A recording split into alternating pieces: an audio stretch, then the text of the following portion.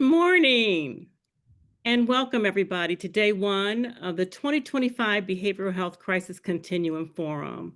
I'm Dr. Lorrie Rickman Jones, Director of the Behavioral Health Crisis Hub at the Center for Social Policy and Research, Jane Addams College of Social Work at the University of Illinois. We know that you all have busy schedules and we're so grateful you chose to spend your morning with us. We are virtual this year. Remember last year we were in person and by all standards it was a great event. But this year we were able to more than double our reach by doing it virtually. We are so excited about that. We look forward to keeping you engaged over the next 3 hours with exciting speakers and presentations regarding how we move forward as stakeholders in building a stronger crisis system in this new era. I want to take this moment to thank our event sponsor, the Illinois Department of Human Services Division of Mental Health. Thank you, Dr. Albert and team. And our event project manager, Sarah Rittner of SASU Project Management, who kept us organized and on track. Thank you both. I'm also grateful for the opportunity to thank the entire Behavioral Health Crisis Hub team shown here. These events do not occur unless you have a dedicated team willing to put in the work. This team has worked tirelessly to develop content and manage the production and logistics for these series of convenings. So thank you to my A team. And most importantly, I want to thank our speakers throughout the series. I will be doing this often, for this series of convenings would not be possible without our speakers generously agreeing to commit their time and share their experience with our community of stakeholders in this work. My deepest appreciation. And I must tell you, every speaker we contacted agreed to participate, so I was awestruck. The investment in this work, locally and nationally, is real, it's clear, and it's palpable. So before we jump in, a few housekeeping items. For today's event and days 2 and 3 of the forum, we'll be using the Zoom events platform. You are welcome to access an agenda for today and all full speaker bios via the resources icon at the bottom of your screen, made available by Zoom events, or you can go to our website. All participants will be muted and their videos turned off, allowing the audience to focus on the presenters and slides throughout this morning's sessions. You're welcome to use the chat feature to message the host or Hub team member Aaron with any technical related issues. To ask questions of the speakers, please use the Q&A icon, also made available via Zoom, on your screen. Please know that we may not be able to get all questions answered, but after the event, we will pose these questions to the speakers and post the responses on our website. As a reminder, this event is recorded and proceedings will be posted on our website. Lastly, your voice matters to us. We ask that you please take a moment to complete the evaluation for today's sessions at the end of the event. We'll go over this more again at the wrap-up, but the survey will come to you via email about 30 minutes after the closure of the event. Now that we have that out of the way, it is my sincere pleasure to introduce Dr. John Holton, Director of Strategic Initiatives at the UIC Jane Addams Center for Social Policy and Research, with a welcome from the college and our dean. Dr. Holton. Thank you, Dr. Jones. Good morning and welcome everyone to this amazing, wonderful conference in this year of 2025. On behalf of Dr. Creasy Finney-Harrison, who is the Dean of the College of the Jane Addams College of Social Work, and also the Director of the Center for Social Policy and Research, I bring her warmest and sincerest greetings to you. She is the principal investigator, and Dr. Jones and I serve as co-investigators, which means that we have the privilege of working every day on behalf of someone who may need to be helped. That's a wonderful thing to wake up to every day, to know that you're going to help someone. And we think that the Behavioral Health Crisis Hub is such a vehicle Now, as co-investigators, we also have questions about how do we best operate and implement the Crisis Hub across Illinois' 102 counties. It's an awesome, awesome responsibility, and the only way we will be successful is with your help.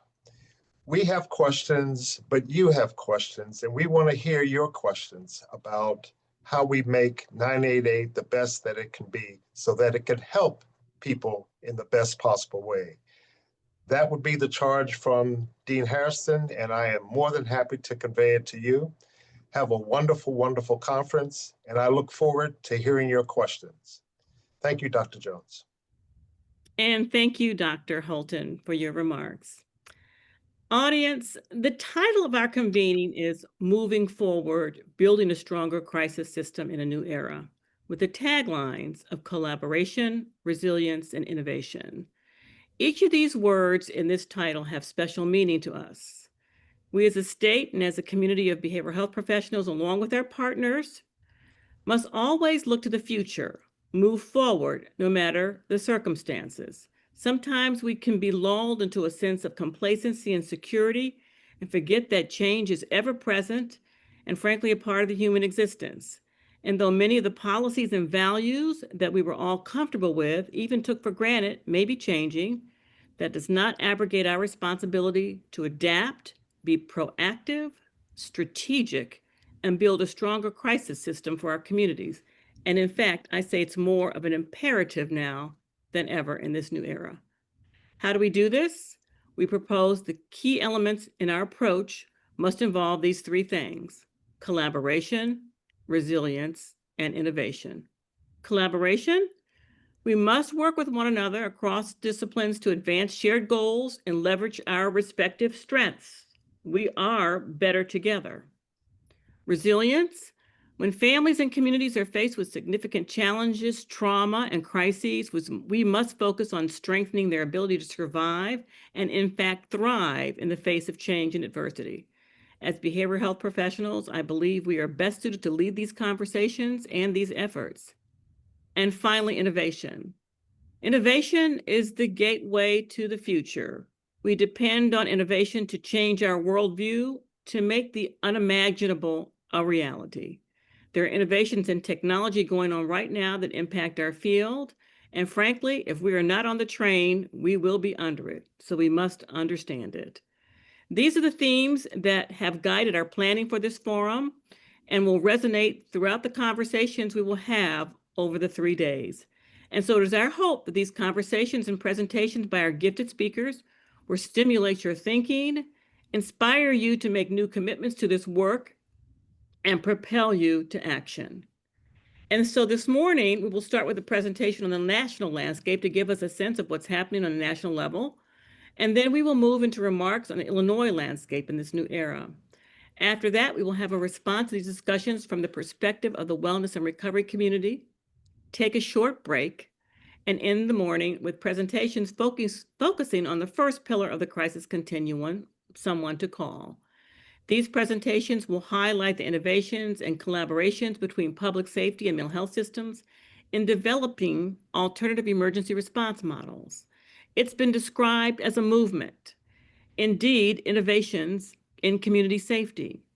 And while these models vary in approach and style and composition, they are united in their mission to assure the public has timely and appropriate responses to their specific crisis and needs, while reducing the burden on our law enforcement agencies whenever possible. So let's jump in with our first speaker. This speaker is no stranger to those of us in Illinois. Welcome back, David. David T. Jones is a senior behavioral health advisor with the National Association of State Mental Health Program Directors.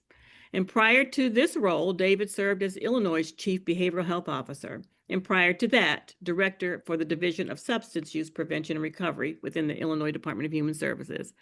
David is going to share his perspectives on the national landscape that we are operating in. And so, David, the floor is yours. Thank you, Dr. Jones. And let me also thank Dr. Smith and Dr. Holton to UIC for hosting this wonderful event. In addition to, as you guys did all the planning, your kindness, outreach, and knowledge. I also want to acknowledge the numerous outstanding leaders in Illinois, some of which, as Dr. Jones just mentioned, are on the panel behind me. Want to in particular shout out Chief Burnett-Zeigler for that great town hall you had just the other day.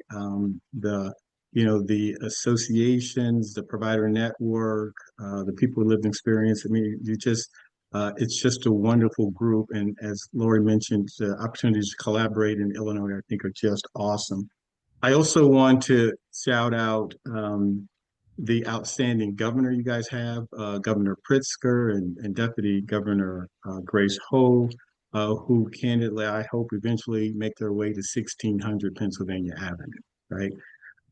I will say that some of my comments will reflect solely my thoughts and are not representative sometimes of any entity or association. If we could go to the next slide, please. And let's move on to the next one beyond that, please. So across the country, states are viewing their crisis continuum through an expanded lens of what's impacting the three components of the crisis system. As was mentioned, someone to call, someone to respond, and a safe place to go. And additionally, they're looking upstream at prevention, the role of health, nutrition, and other daily living needs, along with postvention. And as we know, Illinois is continuing to build your unified crisis continuum. Some of that building is occurring in flight, as you've often said to me when I was there. We are designing a system as we are flying the plane, and I know as you're doing so, you are using the VASI. And I know someone is saying, David, what is the VASI? The VASI is a visual approach slope indicator. It's a system of lights on the side of an airport runway that produces visual descent guidance information during final approach. And much as if I were to use kind of analogies to the crisis system, if the continuum, and that is again 988, mobile crisis, and a safe place to go, if it's very loosely connected, you would have these dual white lights showing, indicating that the system is too high, it's well beyond the reach of people in crisis.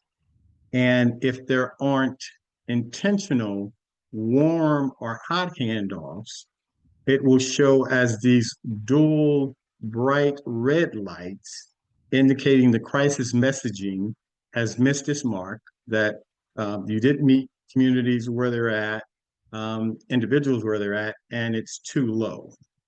And if the indicators are showing both that perfect balance between red and white, you know that it's actually the correct approach, that people are receiving the right amount of crisis care, and that crises are being resolved, much like what's occurring in Illinois' 988 answer rate of over 91%. Dr. Albert, how about that as a shout out to you guys and your work? If we go to the next slide, please. And if we could double click that, yes. So I think the question really that's being asked is, how would Illinoisans, what would they say about the coordination of the crisis system? Are we getting to that perfect balance so that we know that people's needs are really being met? Next slide, please. So I had an opportunity to attend NatCon in Philadelphia, and was reminded of the need to address the behavioral health treatment needs in the context of the social and structural determinants of health. Next slide, please. Because often, in addition to treatment needs, life is happening. And the intersect between the social and structural determinants of health and behavioral health needs are front and center. Next slide, please. So most, if not all states, are working on all three components of the crisis system. And the goal is to have a comprehensive behavioral health crisis system that in real time is available to respond immediately to anyone experiencing a behavioral health crisis. Next slide, please. The data that we're about to show is point in time data, and it's mostly 2023, and I will do some comparisons between progress made from 2022 to 2023, but it's point in time. So it also will indicate that I think that, we certainly are further along than the data would indicate here. As you can see, in terms of all three components of the crisis system, you have the crisis contact centers, the mobile crisis teams, you have the less than 24-hour crisis receiving and stabilization facilities, and then you have those 24-hour crisis residential programs, ASAM 3.7, those programs where you may go and stay, for example, for 24 hours or more.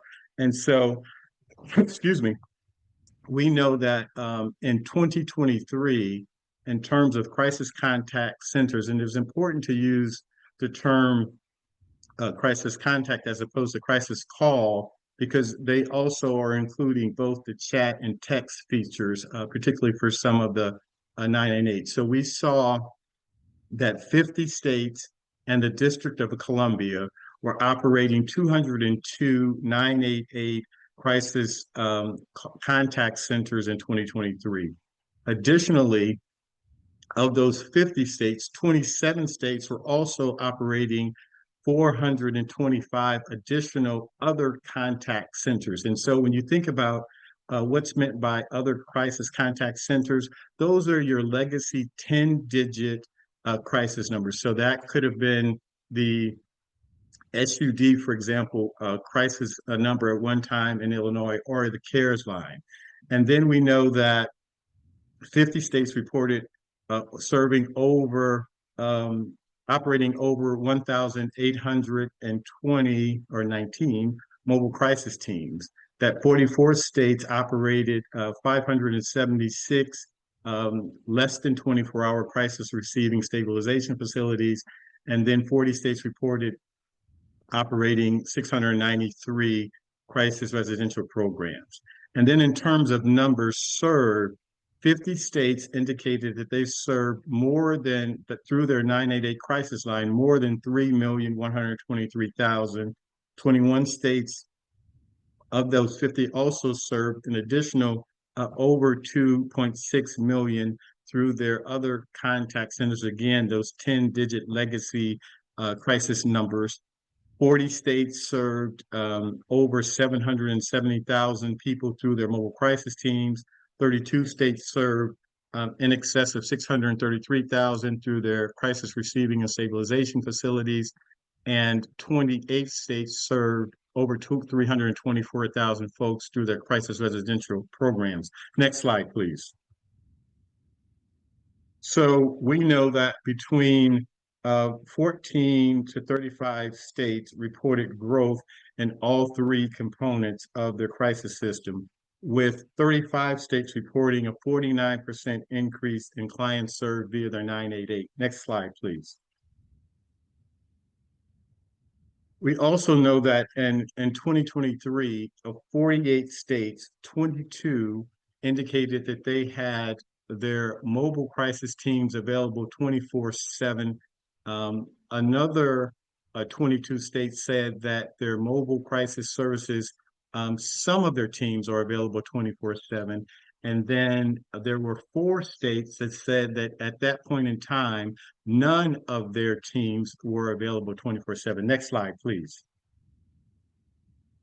So part of the question is what are some of the barriers that have been identified that states are talking about that prevent, in some cases, 24/7 crisis services availability? And much to not anyone's surprise, was workforce as a major item. And so there were 29 states that indicated that their call centers not having workforce prevented them from having 24/7 availability in their contact centers. Another 34 states talked about workforce being a challenge in terms of not being able to have a mobile crisis 24/7 availability. And then 35 states talked about the crisis receiving and stabilization facilities, that the workforce, again, not having ample workforce prevented them from having 24/7 availability. Next slide, please.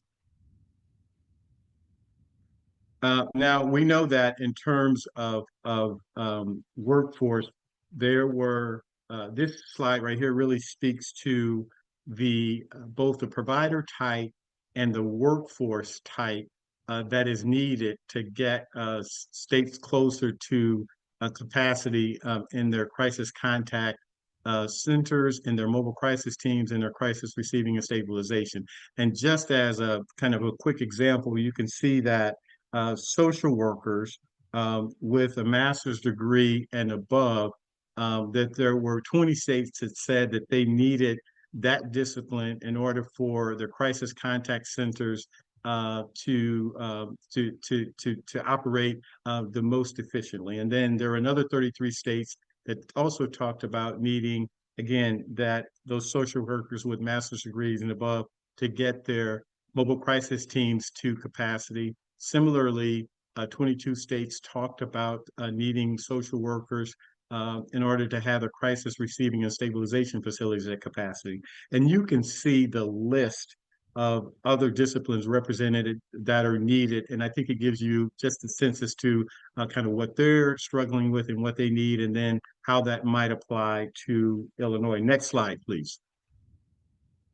And then when you look at some of the expenditures, you can quickly see that the crisis receiving and stabilization, as reported by 36 states, had in 2023 expended over $832 million. Now, I think it's important to understand two things. One, the number of states reporting obviously impact how much expenditures could be, and then the type of crisis service in terms of whether it's 988 or mobile crisis. Obviously, those all have differentiated costs.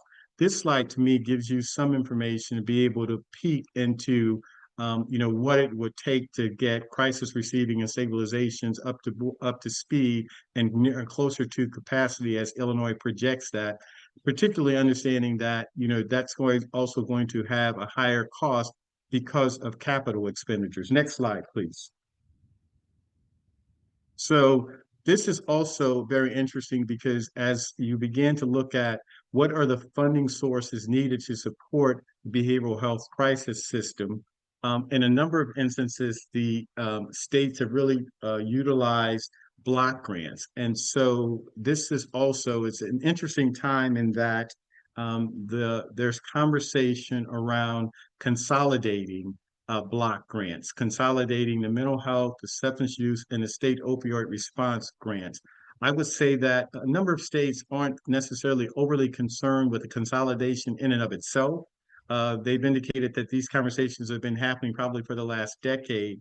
The concern more is around whether the consolidation of the grants would result in an increase or decrease. And again, who knows whether this is going to happen or not? It's just kind of being discussed. But I will say that some of the information that has been shared to this point had the federal government allocating about $4 billion for the consolidation of those 3 block grants.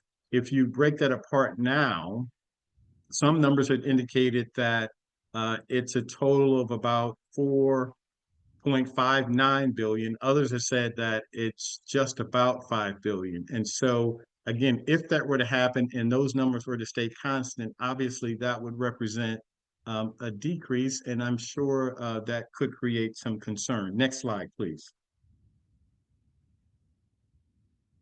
Here, we just want to share some of the states that are reporting uses of their public data dashboards, and that gives you an opportunity to go and both have this information and peek at those 12 states that are listed to see what's happening within their crisis services continuum.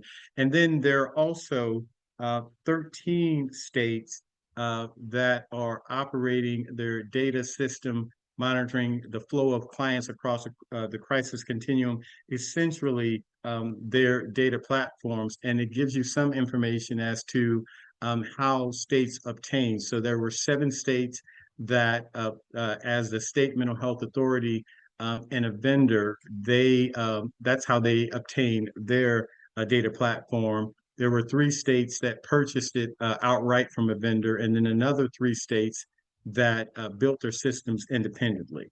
Next slide, please. Now, these slides I'm actually going to move through really quickly. I wanted to make this available in terms of these are some of the outcomes that states are tracking by the 3 components of the crisis system. So here you can see this talks about the percentage of 988 calls that were successfully resolved. Next slide, please. This speaks to the mobile crisis calls that were successfully resolved. And then the third slide, next slide, please, speaks to the crisis receiving and stabilization facilities in terms of kind of how they were resolved. I wanted to also make sure that you guys had this information because it gives you some idea of what states are looking at in terms of their outcomes. And what you can see even from kind of a quick perusal of these slides is that on the 988, that component of the crisis system is a bit more evolved, and you have more states reporting on it and sharing what their outcomes are. The mobile crisis, again, you have fewer, but certainly more than what's happening with the crisis receiving and stabilization facilities. And so as you can see, those pieces that in terms of the CRSFs or the crisis stabilization unit, that's a piece that of the crisis system that is coming along, but still is trailing behind a bit. And now I'm going to pivot a bit, next slide, to talk about some of the proposed cuts that I think could impact the behavioral health crisis system prospectively. And so one of the, and again, as we talked about kind of the social and structural determinants of health, I think these kind of fall into some of that category. And so what's being considered in terms of a Medicaid cut is estimated that 8.6 million Americans would lose coverage. That they also are saying that they would include potentially add a work requirement for all members, that is the adults who are covered by Medicaid. Now we know that in fact, most of the adults who are on Medicaid are currently working, but this again would be some of the new requirement is should some of these proposals move forward, they would continue to have to demonstrate that they are low income. And then adults without dependents would have to demonstrate that they have worked or volunteered 80 hours per month. And the way that that would manifest is there would be additional forms and paperwork that the members would have to complete. And we know that that would be administratively burdensome for the individuals as well as for the states. And we feel like additionally, they're increasing the eligibility checks, and that some states are requiring eligibility 1 time a year. What's being potentially proposed is that would go to 2 times a year. They also are proposing potentially capping or freezing the provider tax. And so the way that works, as some of you very well know, is that the providers pay the tax, and then it adds to the state's federal match. Now, what also typically happens is the providers are able to get that sometimes back on the back end in terms of an increased rate. And then states have also used that funding to expand the number of people who are served through Medicaid. If in fact these proposed cuts go through, the concern is that you would see people having poorer health, you would see decreased employment, and droves of people candidly being driven towards the behavioral health crisis system. Next slide, please. And then in terms of if they propose cuts to the Supplemental Nutrition Assistance Program, SNAP, which, as you all know, is funds that go to people with low income who are certified or qualified. They receive about $190 per person per month to purchase food. They would say there's already a work requirement that's connected with SNAP, but they would add additional work requirements, particularly for adults without dependents, would have to demonstrate that they're working at minimum 80 hours a month. Currently, the federal government pays the full cost of the benefit. The change would result in the state potentially having to pick up some of the cost of the benefit. The states and federal government currently split the benefit 50-50. And so they would say that the state would then have to pay a larger part of the administrative piece. So, and then next slide, please. So you pair the potential Medicaid cut, the SNAP cut with the low-income home energy assistance program, which the federal government is considering to either severely reduce or eliminate. And so these are funds that go to low-income families that obviously pay their heating and electrical bills. We can anticipate that it's going to be cold in Illinois in the winter. That help would be very beneficial. The federal government has contended that a number of states have policies that indicate that the heat cannot be turned off after a certain temperature in the wintertime, and similar in terms of summertime, electricity can be turned off, which is in part true. But what LIHEAP does, it actually gives funding to families to then actually pay the heating and electrical bills. And so if they don't receive that funding, they would go further in debt, further in arrears, again, driving them very much towards, I think, having to rely not only on the physical health, the behavioral health, but the physical health kind of crisis systems as such. So wanted to share that, like, these are all the things that are happening kind of concurrently on the national scene, the national landscape. Put that in front of you. And if I could go to the next slide, please. I think it leads us with kind of the question of, is the alignment between the behavioral health crisis system and the social and structural determinants of health misaligned too high, misaligned too low? Or is the duality of the behavioral health treatment system and financing aligning for the correct path? I think those are questions that we have before us that certainly Illinois will have to confront as you think about how you develop kind of all three components of the behavioral health crisis system and intersect with the social and structural determinants of health. And with that, I thank you for the time, for the opportunity to share information, and let me turn it back to Dr. Jones. Wow. All I can say is wow, David. Thank you so much for that very informative presentation. A lot of data and information there to unpack. I think we have just a minute or so to take questions. If anyone has a question, please feel free to put it in the Q&A, the bottom of your screen. So David, I'll start with a question if you don't mind.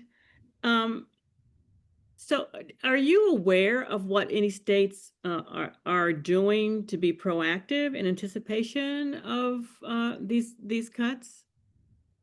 Yeah, it's a great question, Dr. Jones. So I know that there are a number of states who, particularly as they look at, the as I talked about, kind of the potential cuts with the to the Medicaid and that population, is looking at commercial insurers and looking at how they can bring commercial insurers to the table to actually, obviously both support those folks at commercial insurers, but then also have a role to play during their part. I know that I believe it's Michigan, Washington State, New York, Massachusetts, and I believe Tennessee as well have all made really good progress in engaging commercial insurers to help address kind of some of the crisis challenges that those states are experiencing. Super helpful. We didn't get any questions from the audience, but if folks have questions, you can put them in and we will get them answered at a later date. But I think we should move on to our panel and hear a little bit from the Illinois leaders. So again, David, thank you for your continued support of the Behavioral Health Crisis Continuum in Illinois and your leadership nationally. We are grateful for your continued collaboration. My pleasure now to introduce a talented group of panelists from Illinois to discuss our state landscape in this new era. First, we welcome Dr. Inger Burnett-Zeigler, Illinois' new Chief Behavioral Health Officer. Chief Burnett-Zeigler is a licensed psychologist, researcher, academic, scholar, and published author. Dr. Burnett-Zeigler has over 2 decades of clinical experience providing psychological interventions to help people with stress management, trauma symptoms, mood and anxiety conditions, and difficulty in interpersonal relationships. And please, if you want more of these bios, you can check your resources button on the bottom of the page. Next, we have Dr. David Albert, Director of the Division of Mental Health at the Illinois Department of Human Services. Dr. Albert has held many behavioral health roles in Illinois and Connecticut and is a licensed psychologist with extensive teaching, research, training, and publication credits to his name. We also have Christine Herman, Chief of the Behavioral Health Bureau of Behavioral Health at the Illinois Department of Healthcare and Family Services, the state's Medicaid authority. Ms. Herman has over 25 years of experience in overseeing and administering Medicaid-covered behavioral health services in Illinois. And last, but certainly not least, Allie Lichterman, who serves as the Community Crisis Programs Administrator at the Division of Mental Health in IDHS, working to ensure every resident of Illinois has someone to call, someone to respond, and somewhere to go when in mental health or behavioral health crises. Formerly a senior policy advisor in the Mayor's Office of Community Safety in Chicago, in her current role, she oversees IDHS crisis response programs, including 988, mobile crisis response, living rooms, and crisis residential. So welcome to you all, and thank you for being here this morning. Chief Inger. Good morning, Dr. Jones. Morning, and thank you for being here. I just want to start, do you have any reactions to what you heard from David Jones? Yes, absolutely. And I want to acknowledge you and your leadership and thank you for the invitation to be a part of this conversation. And I also want to give my thanks and acknowledgments to David Jones. Thank you for kind of setting the stage for the role of chief. And I'm so honored to come behind you and serve in this capacity. One of the things that David Jones mentioned in his presentation a couple of times that I think is particularly relevant for this conversation is the role of social and structural determinants of health.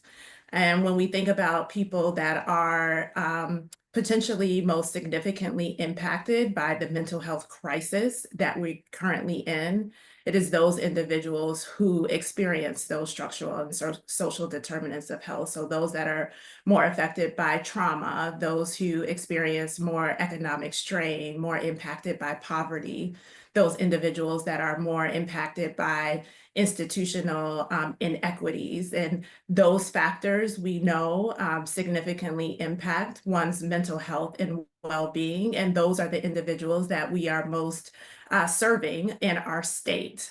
Most people now feel that we are in a mental health crisis.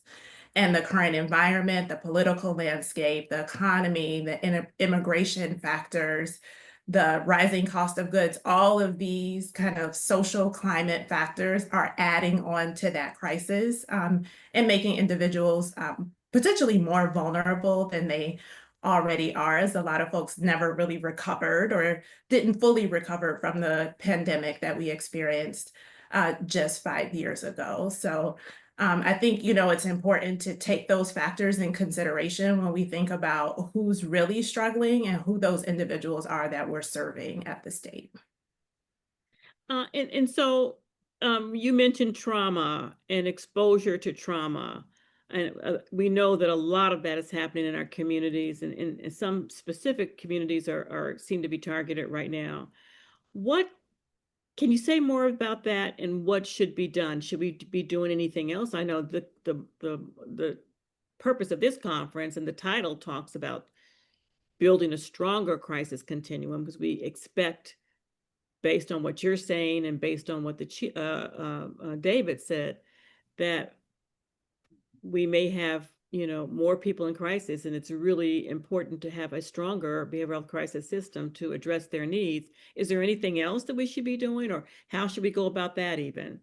Yeah, you know, I think trauma is pervasive, particularly right now, and it has become a bit of a buzzword, particularly when we're thinking about the role of community violence. But trauma really spans beyond just community violence. It's what people are experiencing when they have kind of unexpected changes that create significant distress. So you know, not only the community violence, but loss of bodily autonomy or separation from family members, or all of these kind of consequences that individuals can experience that might put them in the midst of a mental health crisis and needing a system, a coordinated system to help them respond in the height of that crisis.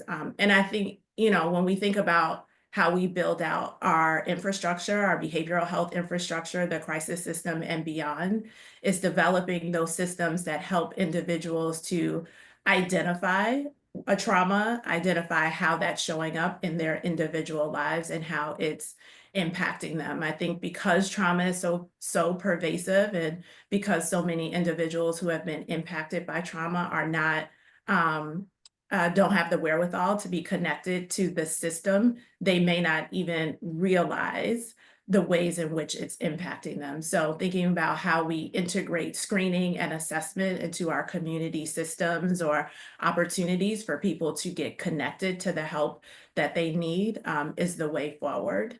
I also want to highlight the role of youth, because I think that, you know, when we think about trauma in youth, often those symptoms can be misidentified and kind of labeled as other forms of behavioral challenges or aggression. And we know that those youth are vulnerable to being tracked into some other pathway, be it the criminal justice system or some other social service system. So being able to appropriately identify the trauma needs and broader behavioral health needs in our youth is critically important to kind of improving their long-term behavioral health and wellness. So you mentioned a couple things about screenings and things like that that could help, I guess, maximize the possibilities that people would be aware of services and trying to get them into services. And so a lot of concerns about getting people into care have to do with how we get them into care, access.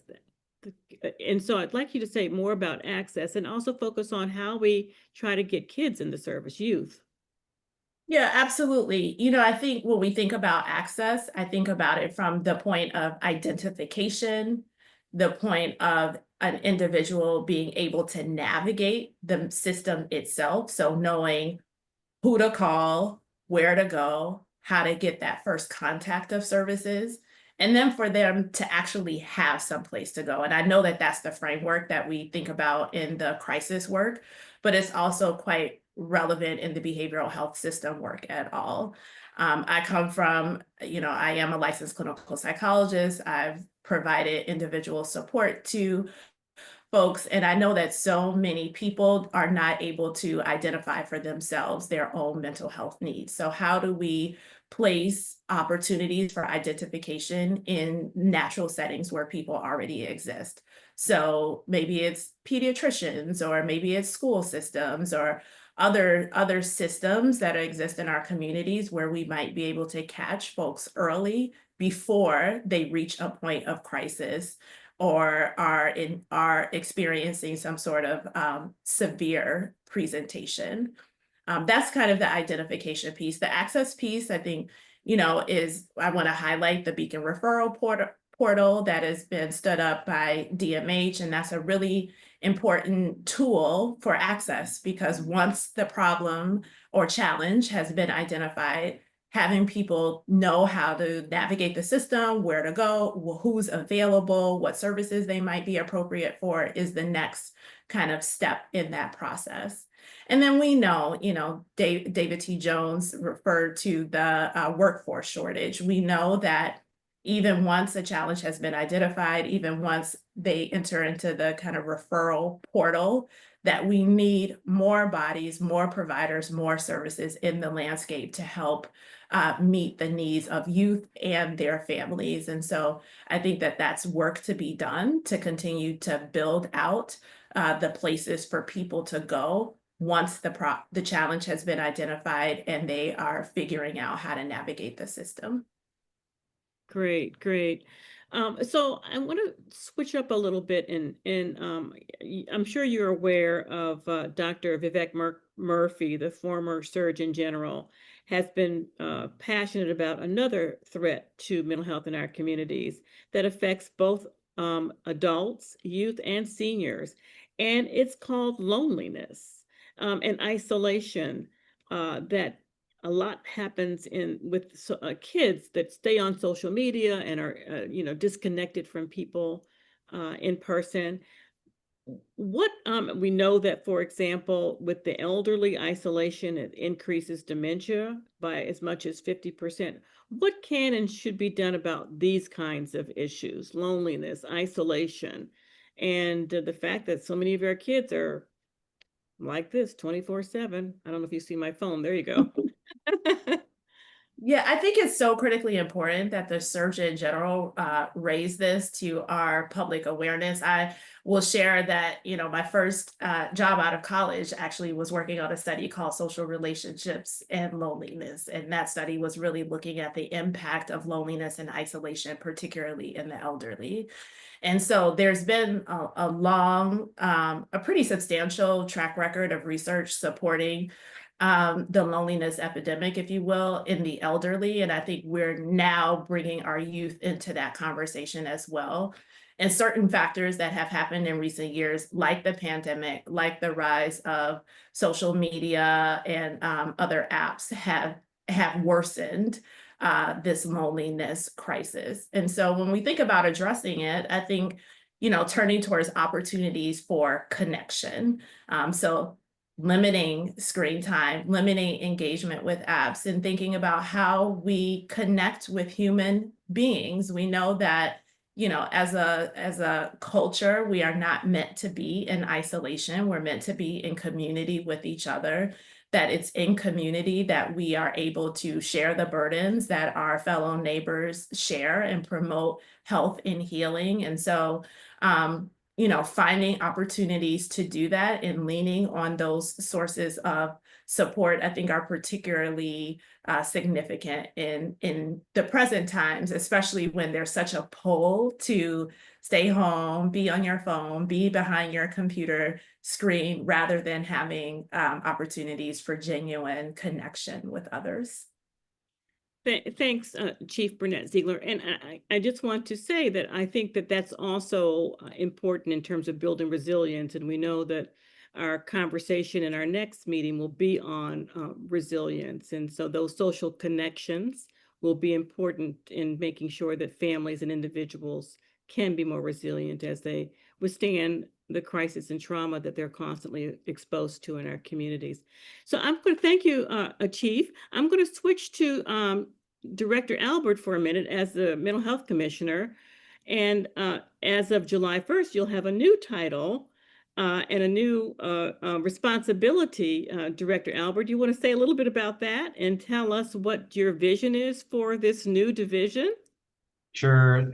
Thank you. Good morning, Dr. Jones, and everybody. Can I just start by saying, I just looked at the clock. It hasn't even been an hour, and there's been so much amazing information shared this morning. So I want to really thank you and thank everybody at the Hub for bringing us together to, as David Jones said, make sure we're on the correct path, right? And that's a collaborative effort. And by the way, it's delightful to see David Jones again, and to be on this panel with all these amazing colleagues. Right, so we're weeks away from the official launch of our Division of Behavioral Health and Recovery. This is the integration of the Division of Mental Health, which I currently oversee, and the Division of Substance Use Prevention and Recovery, two Illinois Department of Human Services divisions, the Mental Health Authority and the Substance Use Authority. And I think many folks would feel like it's long overdue that we're combining these two divisions. And I might add, it's a recommendation that came out of Chief Jones's behavioral health report when he was in his role as Chief Behavioral Health Officer for Illinois. So really tremendously excited to launch the division. I think you mentioned I'll be serving. Really, it's a privilege, deep privilege I'll have to serve as the inaugural director of the new division, along with Rafael Rivera, who will be your assistant director, and Ryan Rollinson, who will be chief of staff, and the 3,000 incredible staff of the new division of behavioral health and recovery. So in terms of goals for the upcoming year, I feel like I'm already probably talking too long. I know we have limited time. It's an ambitious year for us. So I'm going to just try to touch on some high points. I hope I don't leave out anything too important, but I could. The work around integration is going to be ongoing, and it's front and center for FY26. This will be obviously a critically important year for the integration of our divisions. Suffice it to say that look, we recognize we share many of the same provider partners, Super and DMH. These partners serve, and we in our hospitals serve many of the same individuals who have both substance use disorders, mental health disorders, and we are confident that by bringing the divisions together and doing that in a thoughtful, planful, doing it right, we can ultimately improve the experiences of individuals across the state who need our care and support. So that is a tall order. There is a tremendous amount of under the hood work that has to happen to integrate the divisions. In fact, not just by putting a new name and calling it, a new division of behavioral health and recovery. We are really committed to making the most out of the incredible experts who work for Super and work for DMH right now, and already work together closely, but we'll be working together even more closely with our provider partners and stakeholders. So that's a key priority for us. The reason we're all here today, the Unified Crisis Continuum, huge priority for us. I think we'll have time to talk maybe a little more about this. I just want to say, I consider this to be revolutionary work, and I don't think that's in any way an overstatement. If we just pause for a moment and consider the fact that right now, as we are talking, anybody, anywhere in the state, no matter who they are, no matter whether they have health insurance, no insurance, it really doesn't matter.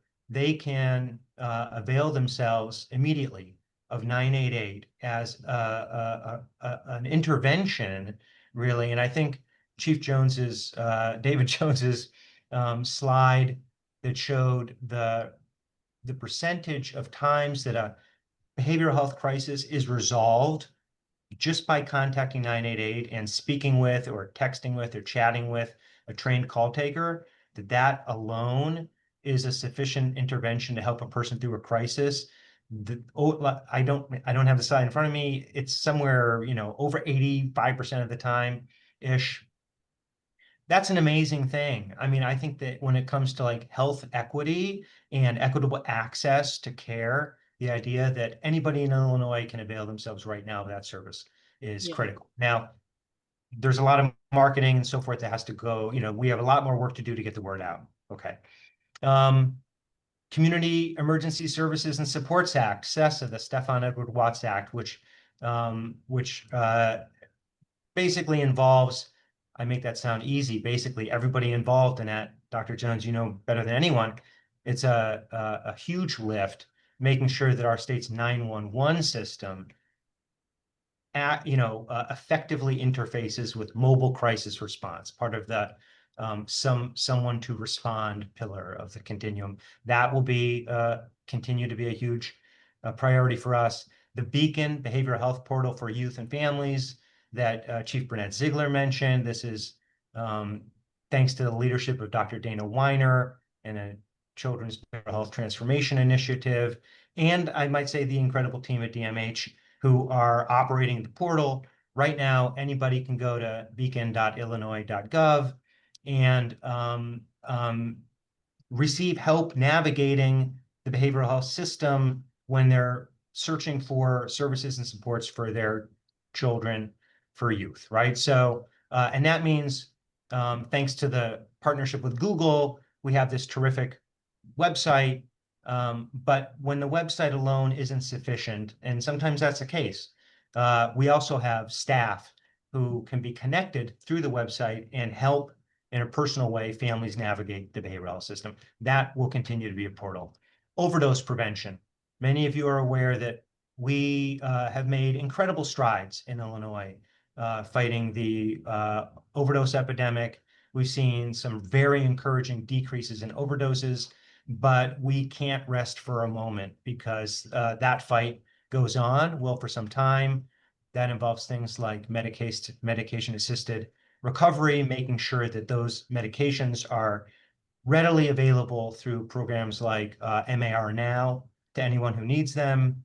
Access Narcan, which has already distributed 1 million 2-dose boxes across the state of naloxone, which can reverse overdoses, save lives. Community reintegration rather, is a huge area of focus for us. We are all about making sure that Illinoisans who require treatment for serious illnesses or substance use disorders can obtain that treatment in the least restrictive setting possible. So we put a lot of time and effort into helping people who are in institutional settings transition to community settings. That's through our Williams and Colbert consent decrees, but not only through those consent decrees, moving folks out of specialized mental health rehabilitation facilities and Cook County nursing facilities into the community where they can receive, really flourish as long as they have the appropriate services and supports available to them. Housing, David Jones talked about, and I think Chief Burnett-Zeigler talked about making sure that we don't take our eyes off of social determinants of health. Housing is a key priority for us. Finally, I'll say workforce. Nothing I've talked about happens without a robust behavioral health workforce in our state. And that's also an area where we have a lot of work to do. We have done a lot of work I'm very proud of. The Community Behavioral Health Professional Loan Repayment Program is making a difference for many young professionals who receive stipends, significant remuneration, provided they're working in areas of high need, which is a win-win for us and for them. We're removing all kinds of barriers for persons with lived experience of recovery from substance use disorders and mental illnesses to become certified to assist other individuals who are struggling. We're doing things like childcare, even the cost of a car repair that might prevent an individual from getting to a job interview through some really remarkable programs focusing on certified recovery support specialists and certified alcohol and drug counselors. So, and the Behavioral Health Workforce Center. which is also a remarkable partnership between state government and academia, thanks to IBHE, SIU School of Medicine, and University of Illinois Chicago. So sorry for like violating rule number 1 of public speaking, not to like talk too fast, but there's a lot to talk about, and I wanted to try to squeeze as much as I could. There was absolutely a lot to talk about, and it sounds like there are lots of really excellent programs for the people of this great state. And a lot of them would be, very, very helpful to them when they are facing a crisis. So thank you, Director Albert, and congratulations on your new role and new position. I'm going to switch to Christine Herman right now and find out what's going on in Medicaid. And, Christine, I'm sure there's a lot on your plate too. So I'd love to hear about the priorities in Medicaid in general, and then specifically those that are most related to the crisis continuum, and, your vision for the behavioral health division within the Medicaid Authority. Well, first of all, I want to say thank you so much, Dr. Jones. It is truly an honor to be here with my fellow panelists, my esteemed colleagues.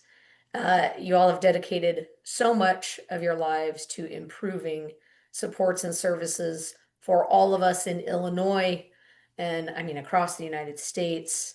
I'm just thrilled to be here. And Dr. Jones, thank you so much for your continued efforts to give us these platforms to talk about everything that is going on in the space of behavioral health in Illinois and in the nation. Your team has done a fantastic job. I find some of the challenges that have been laid out today to be really daunting. And they are going to take all of us working together to really address.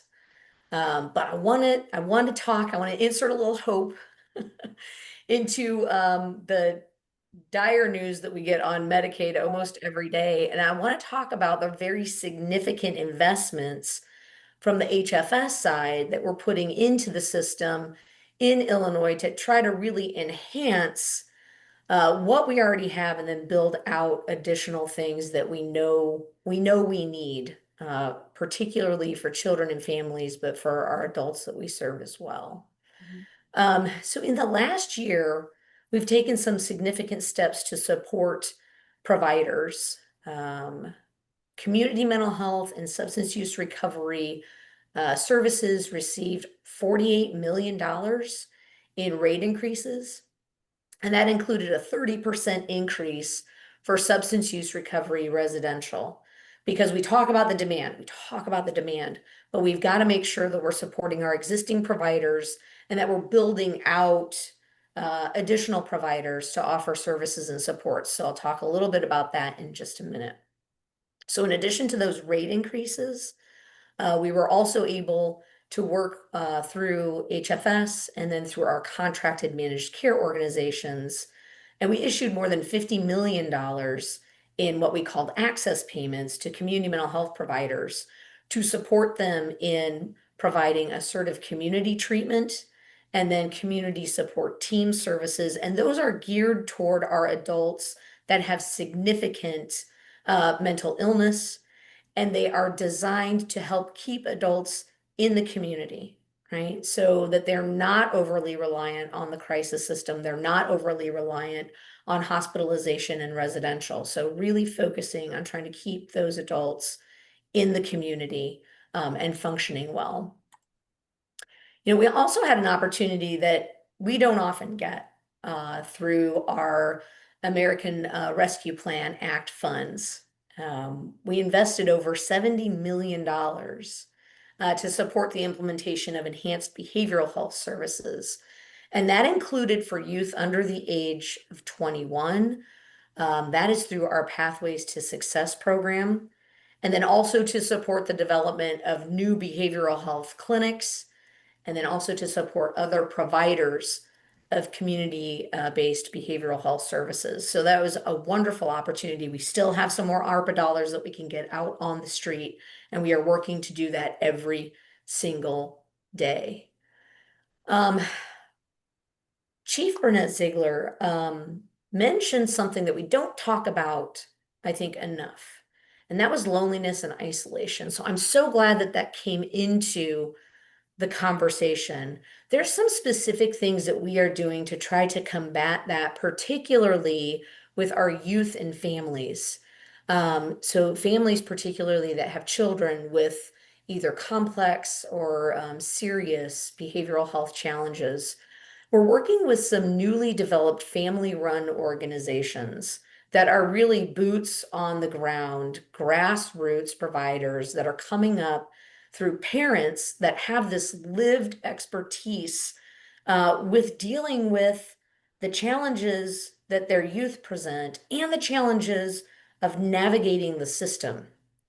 So through our ARPA dollars, we're partnering some of those new family-run organizations with our Pathways to Success Care Coordination agencies to bring that family voice right into the middle of those particular services for our youth that have those challenging behavioral health issues that they're dealing with.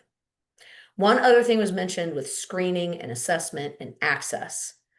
We're Yeah. also working to do more statewide training with our PCPs and our pediatricians on doing behavioral health screening and light assessment in their offices, and then helping to support them in identifying what issues they can deal with in the office or how to refer that family for ongoing services. So there's going to be a lot more work done in that sphere over the next year. We also, oh, I'm so sorry, I've already gone over my time. No, you haven't. You're fine. I was going to ask a question though. So that program that you just described, is that akin to a collaborative care model for kids, where you're doing actually identifying through the pediatrician's office a need and then making that referral to that connection to behavioral health? And then Yeah, Dr. Jones, it's akin to that. I mean, we wouldn't call it that collaborative care model. This is a little bit lighter touch. Yes. Where they are doing that screening, they're identifying if there are needs, and they're making that referral. After that referral, they may hand it off to another provider. Yeah. But there is more interested in doing that kind of more intensive collaborative care model as well. That's excellent. Yeah. Please, I didn't mean to interrupt. You were going to. No. You are never interrupting. The stage is always yours. So I'd like to talk a little bit about what we're doing with the 1115 waiver, because social determinants of health and health-related social needs, however you want to discuss it, has come up several times. And we have a concerted effort to start addressing those within the Medicaid population. So in our extended 1115 waiver, we will have housing supports, we'll have violence prevention supports. We are going to be developing medical respite to give caregivers just a break if they are giving care to a person with medical complexities. We are talking about community reintegration, again, to support transitions from incarceration and from other institutions. We have food and nutrition services included, employment assistance, and then non-medical transportation. I mean, just helping people get to appointments, to places that they need to go that might not be medically related. So there's going to be a lot of work in that sphere over the next year. But probably the thing that is most akin to what we're doing with the crisis continuum is our Certified Community Behavioral Health Clinic, or our CCBHC federal demonstration. So under that demonstration, we have 19 new CCBHC locations. They've been provisionally certified to provide integrated mental health, substance use, recovery, and physical health screening services, as well as enhanced mobile crisis response, behavioral health urgent care, and then short-term crisis stabilization units that have been discussed previously. And that's all going to continue to enhance the availability of crisis support services throughout the system. They're paid on a daily encounter rate so that we make sure that their costs for doing those services are being covered. And we're going to be expanding the number of those CCBHCs across the state through a learning collaborative process that launches next month. That is so exciting. Thank you, Christine. We're going to switch to Allie Lichterman now, who's over our crisis programs at DHS. Can you share a little bit about your vision for the crisis continuum, Allie, and what you expect to be your priorities over the next year or two? Yeah, for sure. Thank you so much, Dr. Jones. As you know, and I think a lot of folks here know, we've made really huge strides over the last few years. I'll say in large part to the work of the great folks in our state government, both DHS, HFS, our 911 statewide administrator, other partners, our partners at the hub, and just scrolling through the 204 people on this call, seeing lots of familiar names. Well, I'm very grateful for all of your continued work, which is a large part of what keeps me showing up every day. So just over the last couple of years, we've created and implemented this fantastic structure for this whole continuum, covering 988, mobile crisis response, bulking up our work on places to go like living rooms and crisis residential sites. DMH made the largest investment in the history of the Division of Mental Health in mobile crisis response, $70 million annually, and $25.5 million additionally just in FY25 across living rooms, which supported 40,000 visitors in 2024. So as we look forward, we are really making sure that we're continuing to expand and pivot our crisis system while also fulfilling our legal obligations and making sure that we are really finding ways to make our systems more sustainable, collaborative, scalable, and equitable as we continue building out this really needed new branch of the crisis system. So in terms of what that's going to look like, we're going to continue strengthening our partnerships across IDHS, HFS, and all the other partners I mentioned before, community partners like Access Living, our 911 leadership, law enforcement, state agencies, continue to integrate, including with, like Christine just mentioned, with CCBHCs and substance use, really thinking about unified dispatch, unified billing, and just really honing in on what have we learned over the last 3 years and how can we work with our partners in and out of state government to continue using that to improve, support our partners, again, inside and outside of government. So Allie, I have a question, and I think this will take me to my from the audience, and it's actually from Representative LaPointe. Representative, thank you for joining us. And she asks, what is your sense on the public awareness of current mobile crisis options, and what role does law enforcement need to play in that public awareness, since there's still a great number of people who resort to 911 and get responded to by law enforcement? It's still the de facto response. How do we move beyond this? And so this is your opportunity to answer that question, and then talk a little bit about CESA in the crisis continuum. Yeah, thank you so much, Rep. LaPointe, for that question and for your continued work on this. So we certainly have a lot of work to do to get out the word about this work. As I said, we're adding a long needed branch to our state's crisis system, but it's all still pretty new. And we are really doing the work to try and both provide the right resource and at the same time prevent unnecessary and potentially harmful interactions with law enforcement, divert from our hospitals and jails, and ensure other first responders can really focus on the work they've been primarily trained to perform. And we have 988, and we are really working towards that no wrong door system, which means you should be able to reach out to any of our crisis lines and get to the right resource at the right time. And we know that's really hard to implement and is not going to happen 100% of the time, both because folks still are reaching out for those resources they're most familiar with, and we have to make our systems align with the vision. So I'd say a really important step towards that is the CESA pilot happening right now, going from calls to 911 through 988 to send out mobile crisis response teams.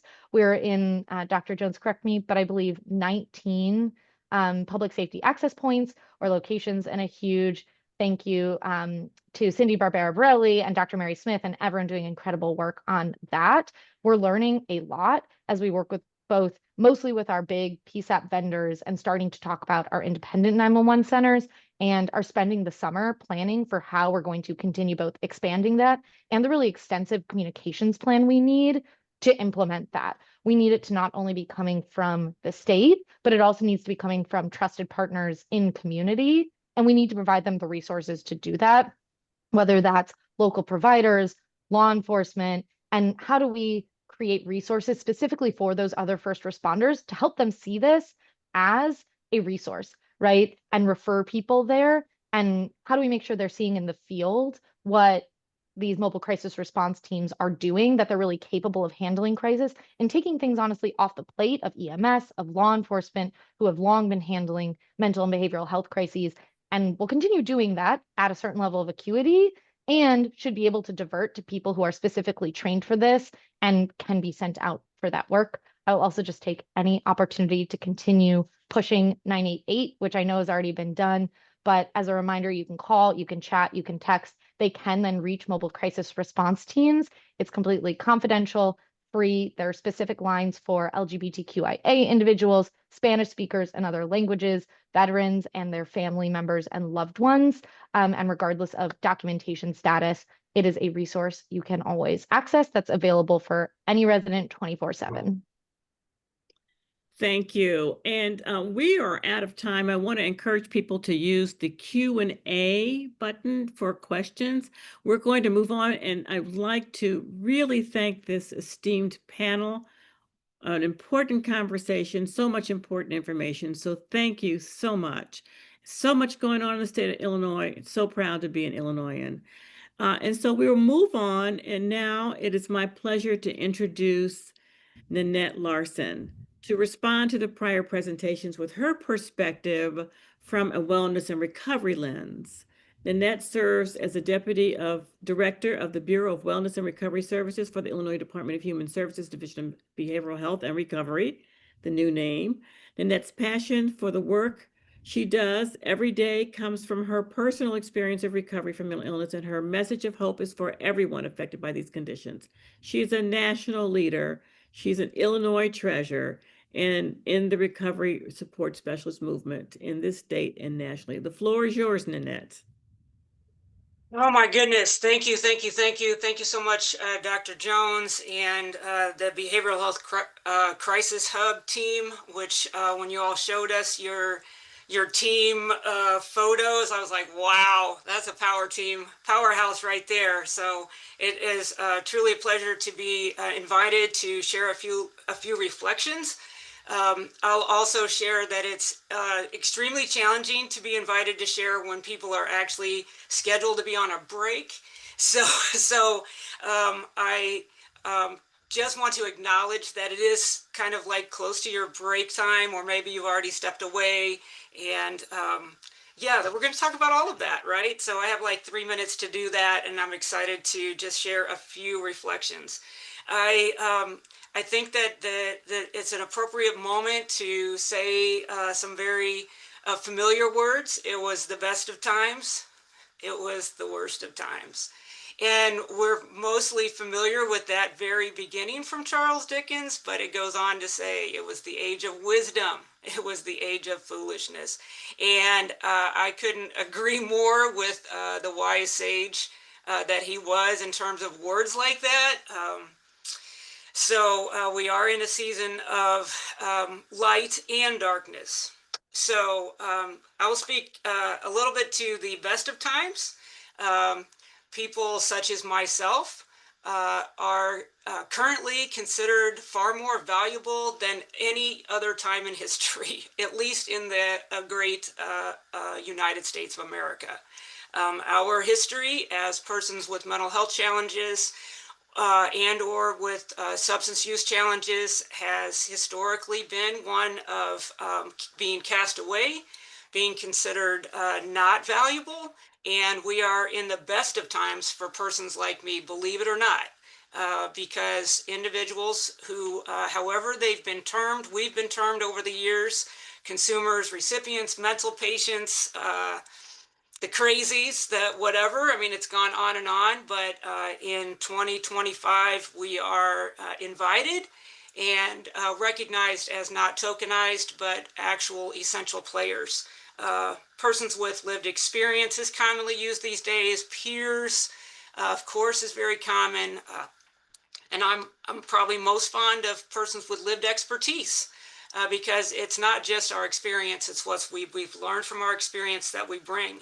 And we bring expertise in all these three things that the Crisis Hub is really emphasizing: collaboration, resilience, and innovation. So what about the worst of times? Well, we are I believe that we're experiencing what might be considered an age of restlessness. I see it as a hamster wheel of restlessness, especially, again, in our country in particular. Individuals who are all around us, including all of those who are present here today. And thank you, Lindsay, so much for saying we're listening and break can wait. That's encouraging to me. To those speaking very quickly. But yeah, I would say death by overwork is part of our culture, and it has been for a long time, and it's only getting worse. Death by overwork. So for comparative data, Americans work 137 hours more per year than Japanese.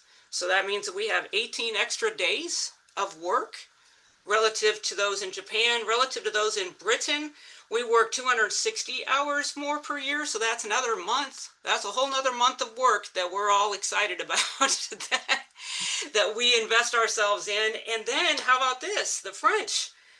We work 499 hours more a year than the French. That's a whole 66 days, 2+ months of work more than other modern nations. And it's killing us. So why do I bring that up? Because I believe that wellness is the opposite of overwork, and that if we're going to hear from the perspective of the wellness and recovery community, I'll say things like, why are we working over break? I don't understand this. Why are we scheduling over lunch? I'm not sure that I can connect that to the dots of Nanette staying well. And I encourage myself and others to consider wellness more important than work. So hearing from the wellness and recovery community, I think, includes hearing some of those things. We as a society are cycling around craving and aversion all the time, constantly craving more things, more accomplishment, more activity, more sensory inputs, while at the same time avoiding all of those things. And so that's all part of that, what I was referring to as the age of restlessness that we're living in. And so then in the final 30 seconds, is the idea of, okay, so where are the solutions? Where's the energy? Where's the focus going to be, or could it be, to make sure that the promise of 988 is truly reached? The promise that anyone, anywhere, anytime can access crisis services that meet them not only where they're at physically, but where they're at mentally and emotionally. And I believe that, and it has been highlighted already, the importance of inclusion of persons with lived expertise, particularly those who are trained to utilize that lived expertise in a way that is helpful and meaningful, transparent, and also cautious. I think those things are absolutely critical. So when we look at the someone to contact, thank you, David T. Jones. I had not made that language modification yet. That's definitely better than someone to call because of the text and chat features. So someone to contact, we in Illinois, I don't think we can highlight enough the value and importance of the Illinois Warm Line as being part of the someone to contact feature, because it is fully staffed by persons with lived expertise and provides that peer lens, if you will, for an individual who is struggling. For someone to respond, DMH has really promoted the importance of having peer engagement specialists on those response teams. But even more importantly is ensuring that they're not just replicating clinical work, but rather that they're approaching that individual who's experienced a crisis from a peer lens. And then, of course, in the somewhere to go, we are still building out that third leg of this crisis system. But I believe our living room programs are a model to follow. And it is so important, even as we're building out the crisis, David T. Jones said it, CRSF. Can I tell you how much that sounds like CRSS? Crisis Receiving and Stabilization Facilities, CRSF, that we're emphasizing the importance of inclusion of those with lived expertise as part of the overall staffing pattern in order to ensure that individuals at all these stages of crisis needs are being able to experience the benefits of hearing from someone like them who is able to say, you can make it, you can do it. There's a side on the other side of crisis. And again, my thanks to you, Dr. Jones, for including me in my reflections today. Thank you, Nanette. I just want to tell folks that we need to move on. I have your questions. We will, if we're not able to answer them directly now, we will get responses and put them on our website, and perhaps if we've got your email, respond to you directly. So it is time for a break.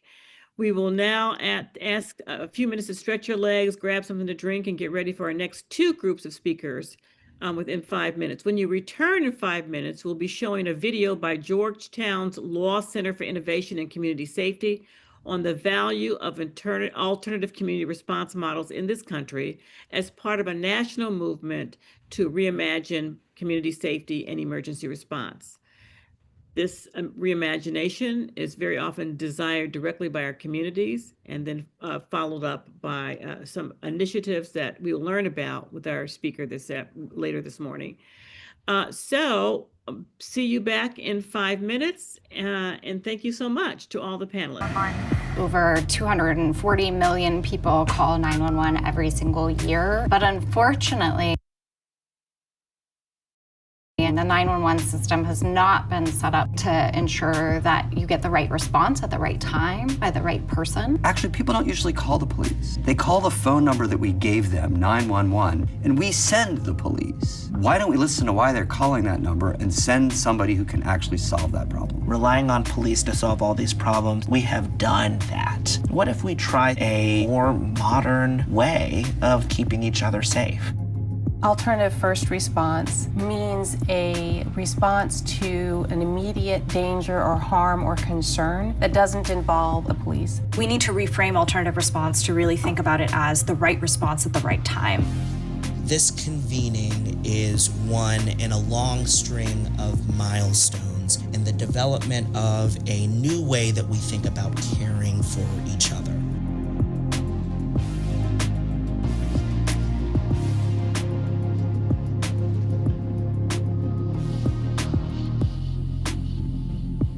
We're trying to build something new into our systems of government that hasn't been here.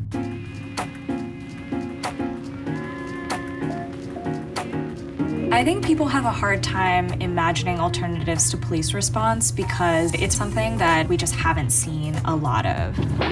Even in popular culture, we just don't even see any examples like that. Even the examples that are happening, they're not well known. On any given day at Denver 911, we receive roughly 4,000 calls. We've responded to over 13,000 calls. 35,000 calls. We respond to things like neighbor disputes, roommate troubles, well checks. Mental health, substance use, homelessness.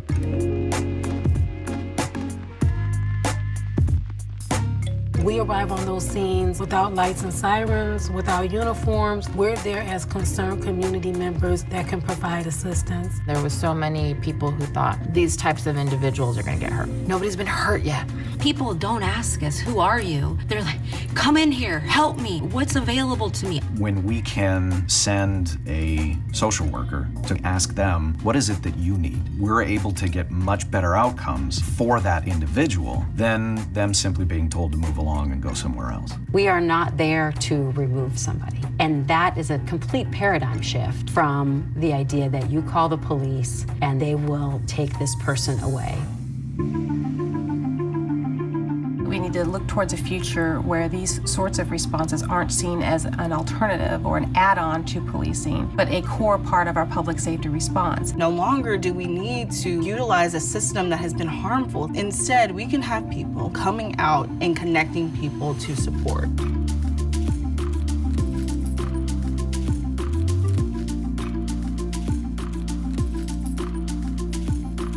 this is the space that the innovation is happening, the big ideas are happening. We are transforming the way that our public safety system is being looked at, is being seen, is being judged. I would love to see cities all across our nation take on this type of response. We could provide safer and healthier communities.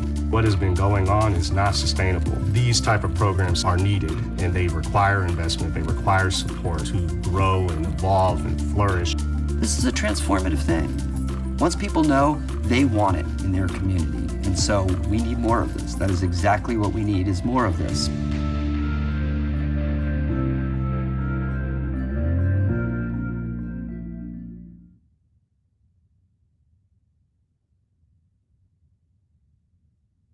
Welcome back. So the video that you just saw sets the stage for the next two panels. My name is Dr. Mary Smith. I am a senior policy analyst with the Behavioral Health Crisis Hub.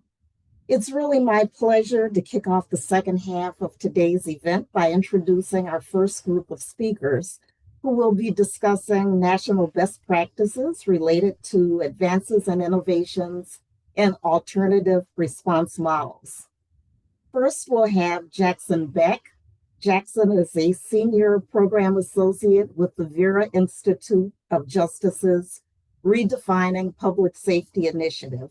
Jackson will provide us with the national overview on emerging alternative response models.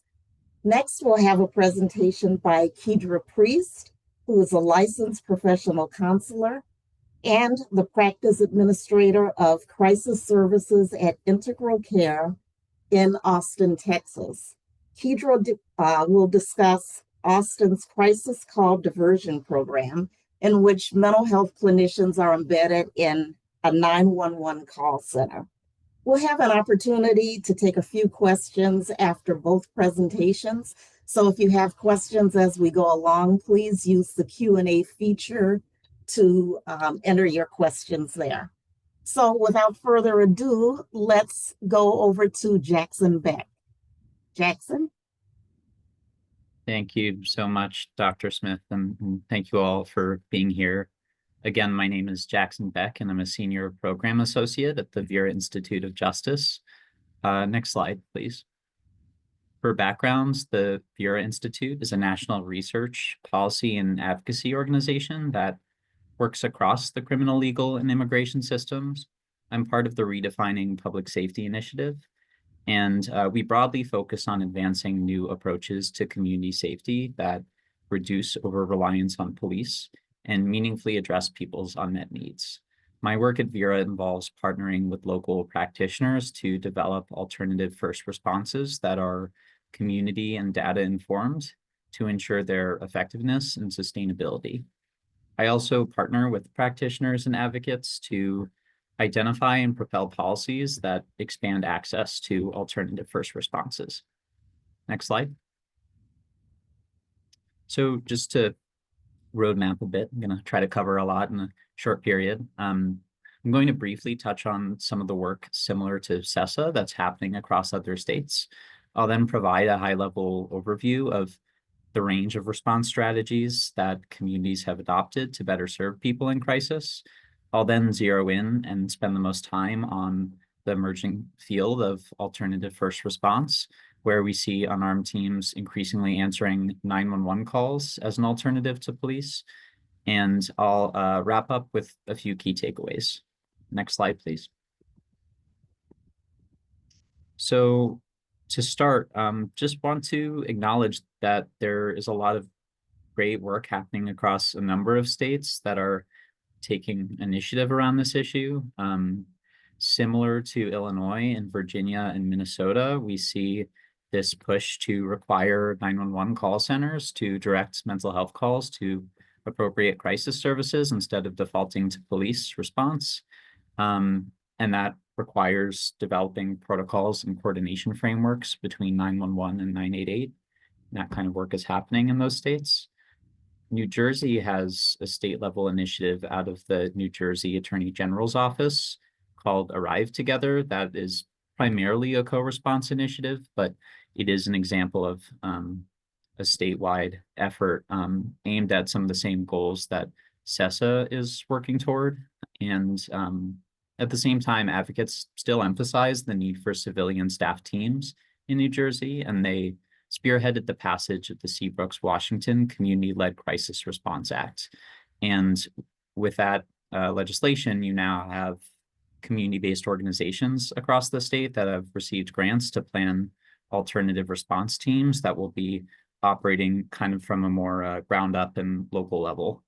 And in New York, we have a recently adopted state budget that includes millions for piloting new response teams, as well as a technical assistance center to support this work and getting off the ground and being well coordinated across the state. So there's this momentum we see across the country, really, and recognition that the state has a role to play in ensuring that there's clarity around roles and some of the opportunities here.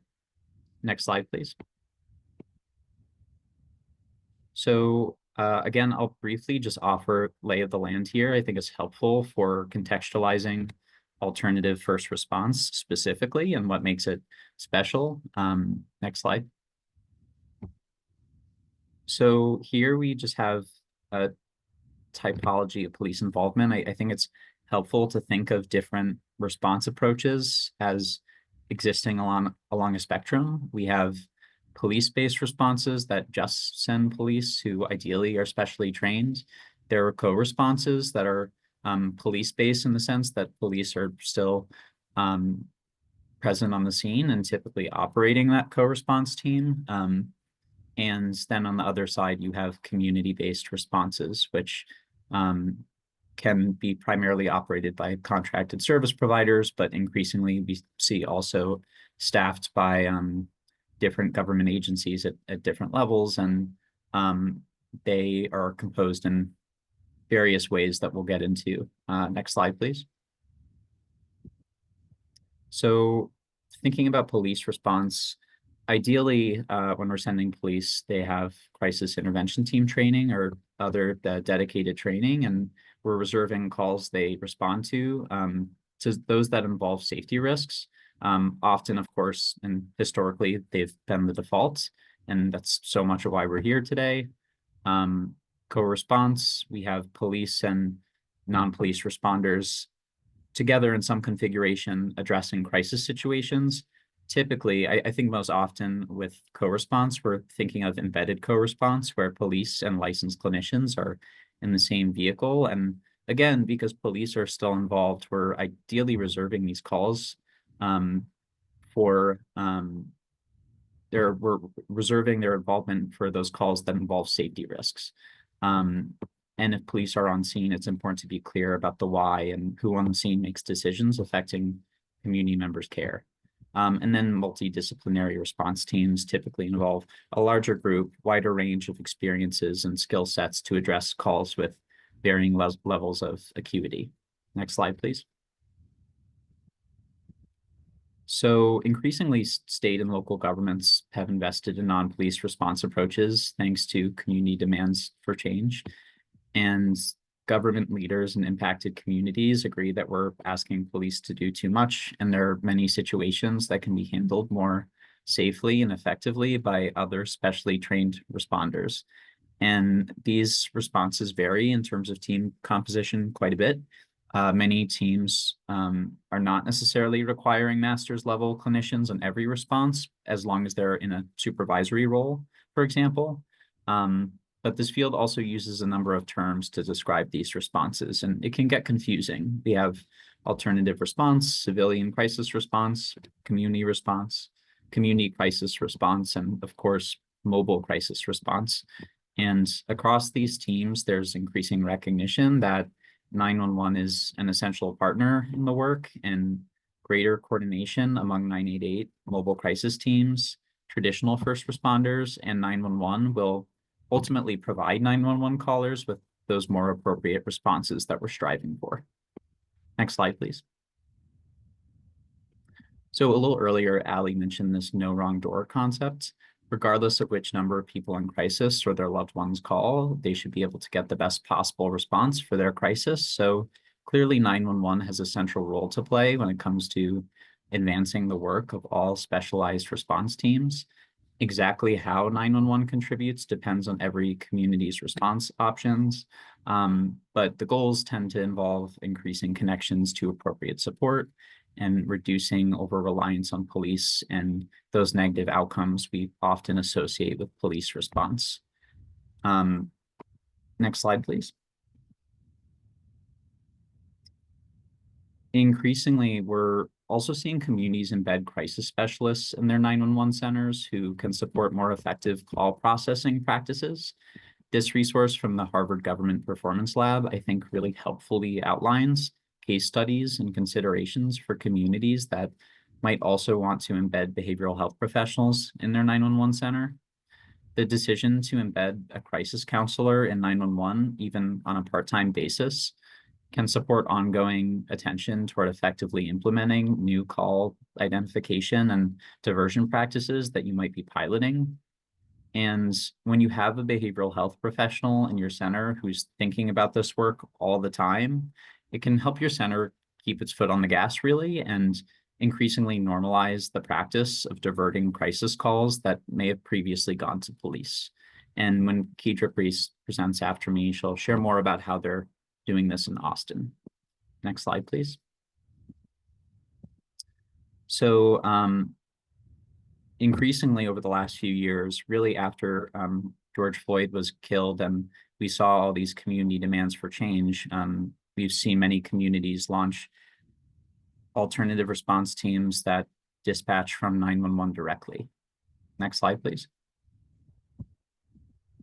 And they handle a range of call types. There is overlap with the work of mobile crisis teams as we typically think about them, and those calls involving behavioral health situations, but they can also address conflict and quality of life concerns and situations involving homelessness and poverty that often come to the attention of 911, but don't require a police response, don't necessarily involve any kind of crime or safety concern really, but involve a community member that wants a timely response. And again, we see variation among these teams in terms of staffing and their specific call criteria and their governance as well. For example, local governments in many places are partnering with contracted service providers to launch these new teams. Others are doing this in-house. They're staffed by government departments themselves, and I'll share a few more examples of that a little later. Next slide.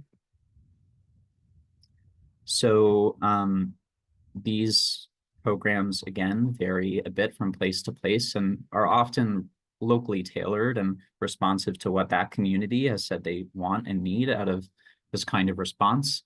And having said that, the goals tend to have some overlap. There's increasing connections to appropriate care with an emphasis on less restrictive and more person-centered services. So more calls resolved in the field rather than requiring transport to hospital emergency departments. More calls resolved with voluntary services rather than involuntary services and that kind of thing. There's reducing the number of calls responded to by police and other first responders again. And again, reducing arrests, uses of force, and these other negative outcomes we associate with unnecessary police responses. Not coincidentally, these goals are very similar to the goals I described earlier when we were talking about the role and importance of 911. And with alternative first responses, what you have is just more opportunity to move the needle across these goals that we share. And analysis of data from most, if not all 911 centers across the country will show the level of opportunity to reduce over-reliance on police in this way. And unmet needs that come to the 911 center that can be responded to, in some cases more meaningfully when we send civilian teams. So the question then is, how do we effectively coordinate these different approaches to reach as many people as we can with unmet health and social needs? Next slide, please.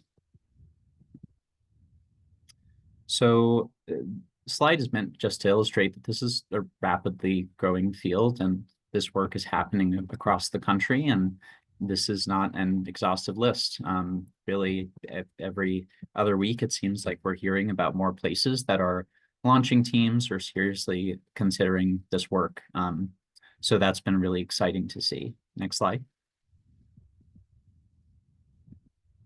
And wanted to spend a moment here just to reflect on the potential of alternative first responses and how we think about them. I think it can be easy just to imagine these as new programs that are kind of add-ons and even like ancillary to the work that's happening in a public safety system. And what we're seeing increasingly is that they can be positioned as new fixtures of emergency response systems, the full-fledged branch of public safety that we didn't have before, and we're starting to develop now because we're seeing that it's important.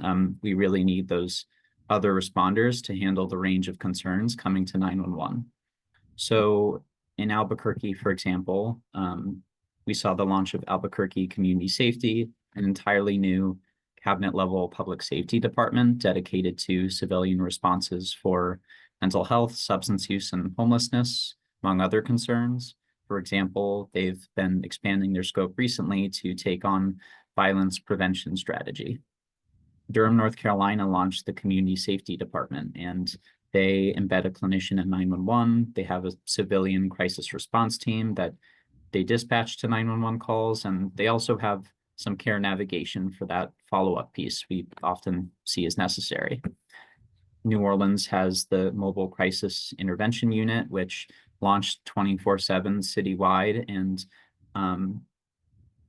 really out of the gate signaled they wanted to be a fourth branch of the emergency response system. And then Seattle's 911 department took on a new name and new charge and began fielding community-focused public safety responders, including behavioral health professionals, for a range of calls. So together, these examples clearly illustrate this growing momentum for making alternative first responses available to 911 callers. And they're increasingly an integral part of emergency response systems. Next slide, please. So this is a visual from the New Orleans Mobile Crisis Intervention Unit, and I think it's just helpful for how it illustrates what this looks like. It, positions the work of these responders alongside these other first response branches that we've come to take for granted at this point. So there's a lot of potential with alternative first response. Next slide. So briefly also want to address funding because we can't not have that conversation and acknowledge it, right?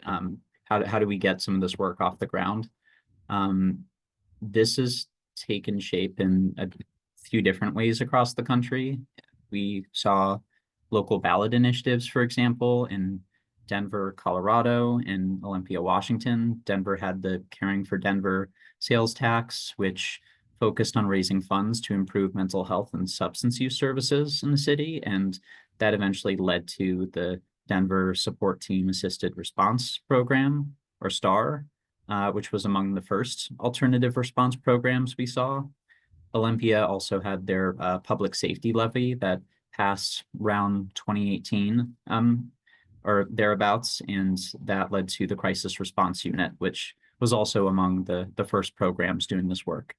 And then there are state grants as a strategy, and I talked a bit about the New Jersey Seabrooks Washington program earlier. I think that's an opportunity, an avenue for funding that we should also seriously consider as we think about ways to support this kind of work. Federal grants, too, have played a role in making this work possible. There was BJA's Connect and Protect program and SAMHSA grant funds that have helped the field get to this point so far. And ultimately, the goal is to rely more on city general funds. And this is a primary source of funding for a number of those programs that I showed on that slide earlier.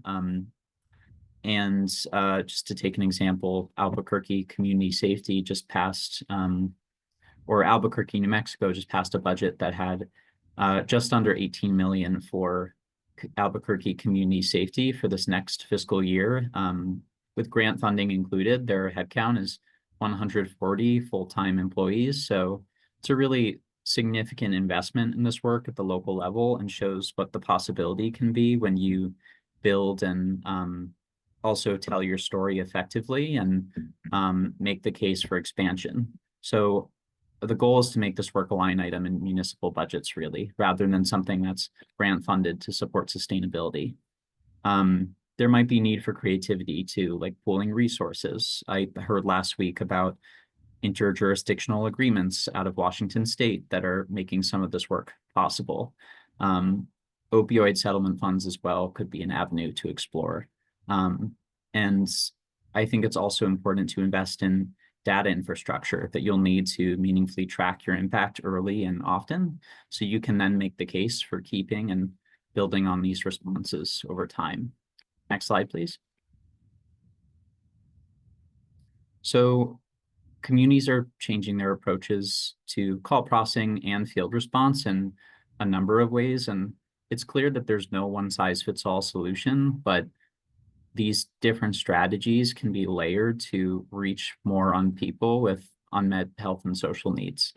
And that happens when you're coordinating with resources we have to serve people more effectively. And alternative first response, again, it has that potential to address situations involving homelessness and poverty, conflict, that reach more people who are calling 911 for timely help. And attention toward implementation must be ongoing for sustained success. Culture change, it doesn't happen overnight, but it will require training and in some cases new policies and quality assurance processes to ensure that changes we're making are adopted and maintained and can really change what our 911 centers and emergency response systems look like over time. So I am going to stop there, but thank you so much. And feel free to reach out with any questions. Thanks so much, Jackson, for such a thought-provoking presentation, especially like the takeaways. I think that's something for us all to consider. So next, we are going to go over to Kedra Priest. Again, we have a spotlight on embedding mental health clinicians in 911 call centers. Kedra, tell us about your experience in Austin. Thank you. Happy to be here today. So our program, we call the Crisis Call Diversion Program, started in December of 2019, where we embedded clinicians within our 911 call center. Our 911 call center in Austin, law enforcement is the primary PSAP. So we started, this was a real investment from our city council. And so we started with Austin Police Department, kind of sitting under them within our 911 call center. Next slide, please. In addition, after we started, and I'll tell you about some of our learnings along the way towards the end, but we did add the fourth option when someone calls 911. So typically that has been, do you need police, fire, or EMS? And now we've added mental health. So people can self-identify needing that support. Call takers also can identify. And our previously two clinicians in the 911 call center, we do have expanded mobile crisis outreach team, which can respond to first responders, just to kind of lay the context. And so then when we added those clinicians in the 911 call center, we were able to move, the support kind of up the chain at a more immediate response when someone is calling 911. Next slide, please. So what our team looks like. Integral Care is the local mental health authority in Travis County. So all of our clinicians embedded in the 911 call center currently do meet Texas's criteria for a qualified mental health professional, which means they have a bachelor's or master's in a health and human service field. And then all of our supervisors and program manager are licensed either social workers or counselors. We have various shifts in order to cover this. Staffing overnight, as everyone talks about, has been a challenge, but working through 3 12-hour shifts has been most successful and able to fill those shifts. And again, we're located at in our 911 call center. It is where Austin Police Department, Travis County Sheriff's Office, and then our Austin, Travis County EMS and Fire are located. Again, we started just with receiving calls from APD, but working with and the success of that program, we've expanded out so that Travis County calls, the Sheriff's Office calls that they are taking, they can also transfer those calls to our clinicians. And we are also expanding soon into EMS. We'll also be able to transfer calls to our clinicians. That's been a little bit longer process. EMS has a pretty regimented ProQA system, but we have been able to identify calls where an ambulance is not needed, and so they're able to transfer those calls over to us. Next slide, please. So our primary roles, you can go ahead and click on them. We started primarily just taking live transferred calls, and then as you know, the years have gone on, we've been able to expand our roles within our call response. So again, primarily what we are, and we kind of defined some of these as we went, because it wasn't, you know, this wasn't happening everywhere. So we're kind of learning as we go. So police deflection. So those are calls that are transferred to what we call our C3. Those are clinicians embedded, our center crisis clinician. So that, and police are not responded. So we take over the call, we support the person, and then we're able to determine the outcome of that call. And I'll talk about the outcomes here in a little bit. So really, we are there to engage, support the person, and really, as we're talking about, right, not send police if they are not needed.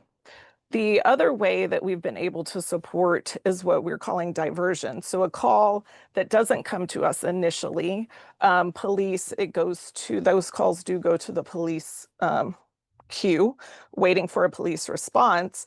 However, some of those are a check welfare, or if we're seeing there's a mental health component, we can proactively reach out to the person who has called 911. Or even if someone called for a check welfare for a third-party caller, we can try and directly reach out to that person and provide support. And again, assess, is police really needed for that response? And then also we are able to help support and de-escalate while police are in route to a call. So a situation is happening, a person is needing support, police are still going to respond. We're able to provide that support over the phone to help de-escalate and hopefully have a safer environment even when police do arrive on scene. Next slide, please. So eligible for deflection, the calls that we receive that are live transferred, we were also able to add in a queued component. So that means the call taker says, would you like to talk to, one of our clinicians? They're not available right now. Say we're all tied up on other calls. They can also put that call in a queue and then we will call them back. And those two groups are primarily the majority of the calls that we are supporting folks. So again, and primarily, you will have these slides, but really when we talk about calls that are able for deflection, it's really, there isn't an imminent safety concern, whether that be the person is actively harming themselves or someone else, has a weapon in hand. But other than that, we are able and provide support right to the person calling in. Next slide, please. Again, the ineligible portion, because this brings up a lot of questions. If they are in possession of firearms, knives, or weapons, under the influence, right, of alcohol or drugs so that they need medical intervention or exhibiting violent behavior, or they're threatening or at imminent risk, or when an individual has committed a crime. Those are the ones that they will not transfer to our clinician. Next slide, please. So and this also comes up too as people are implementing these programs in terms of, liability. The call takers, we take an active role in their training process to help them identify which calls are appropriate to transfer to our clinicians. But those are defined, training, and then providing feedback along the way. Our clinicians do not have the authority to cancel police. If we intervene and someone is still requesting police, even after we've talked to them, provided support, and maybe some referrals or options, if they still are asking for police, we will transfer that call back. Again, we do not cancel police if the community member is still actively asking for that response. And then de-escalation, we definitely learned a bit along the way.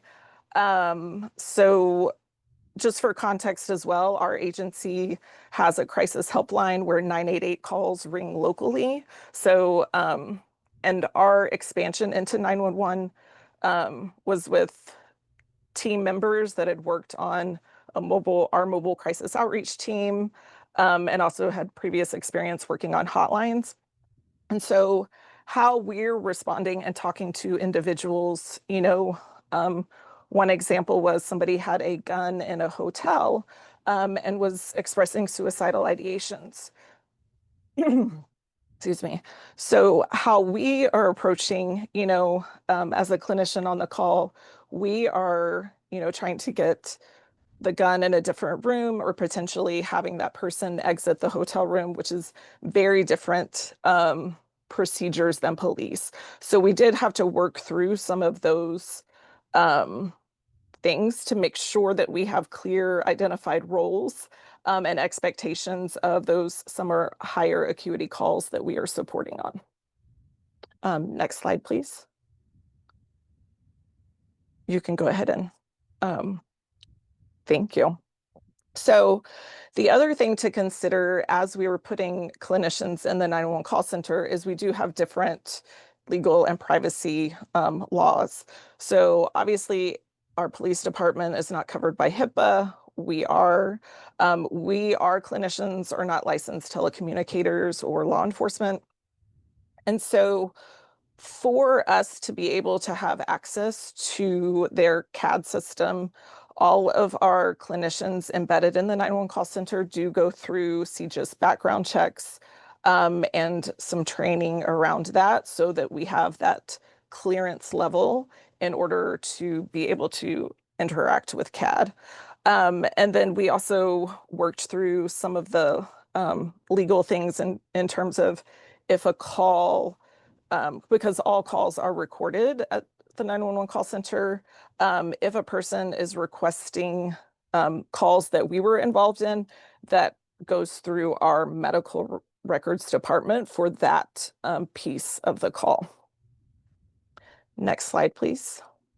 So kind of by the numbers, what we've been doing over the years. So this is total numbers. Again, total number of calls that were transferred, put into our queue. These numbers don't include callbacks. So some individuals that we support over the phone, one of the outcomes might be that we are going to call them back later that day or the following day to check in and provide support. So those numbers, total numbers, aren't inclusive over here. But overall, what we found is we're able to deflect police, and it's continued to increase. You'll see 81 to last year, 87% of the time of the calls that we're receiving, police are not responding to those calls. Of the calls that we do have to transfer back to police, it typically falls into two categories, one of which the community member is still requesting police to respond. And then the other category is because we spend on average, and sometimes it can be a lot longer, but on average, anywhere between 10 and 12 minutes on the phone with a person providing support, de-escalation, emotional support, whatever is, needed at that time. And then sometimes through that conversation, it does present that there is a more immediate safety concern where police and sometimes even EMS are needed to respond to the person. So, and then on the right side, you'll see some of our outcomes. Again, the majority of the people that we support, the outcome is the support that we provide over the phone is the outcome of that. We also have, when it says IC follow-up, that is our integral care teams. So what we also find is about 20 to 30% of the individuals that we're supporting are already linked to a treatment team within our agency. So with that, we are also able to provide continuity of care back to their treatment team to let them know what has happened, the concerns, so that they can follow up with the individual in the community. Again, lots of referrals and resource provided. EMCOT dispatch. So that is again, one of our mobile crisis outreach teams. So that can be an outcome of the call as well, is we can dispatch, in essence, ourselves, our team out to the community member for further support at that time. And then another smaller percentage is referral to PES it's called Psychiatric Emergency Services. That's our walk-in urgent clinic that is open 24/7. So while our expanded mobile crisis outreach team is not currently, but coming soon 24/7, PES is. So sometimes an individual, if they don't want to wait for a team to respond there, and they can safely do so, they can also go to our walk-in urgent clinic at that time. Next slide, please. So some of the key learnings that we have found, initially when we started, we were not integrated into the CAD or the phone system, and our outcomes were not good. People did not want to be put on hold. We had to verbally share information from the call taker to our clinician. It was not efficient, and it wasn't a good client support. So now we are integrated again into the CAD and to the phone system, which has made it a much more seamless process. And many more people will stay on the line for that transfer versus being put on hold previously. The other thing is initially, and I don't think anyone here would disagree, we weren't exactly welcomed into the 911 call center. Again, this was our city leadership was really pushing and had oversight over APD. And so this was something that we were going to do. So it took a lot of relationship building and communication with the call takers and dispatchers so they could really understand, what it is that we were providing and some of the outcomes that that were available that, they just didn't have experience in, right? They're trained to get a responder there as quickly as possible. So this is really shifting that lens. And we saw that in real time and they were able to shift and support and welcome us. And I think, now I would say our clinicians feel as though they are supported within that space and have good communication and relationships within that. The other thing is we did provide training, mental health first aid training to all the call takers and dispatchers. We provide support on appropriate calls.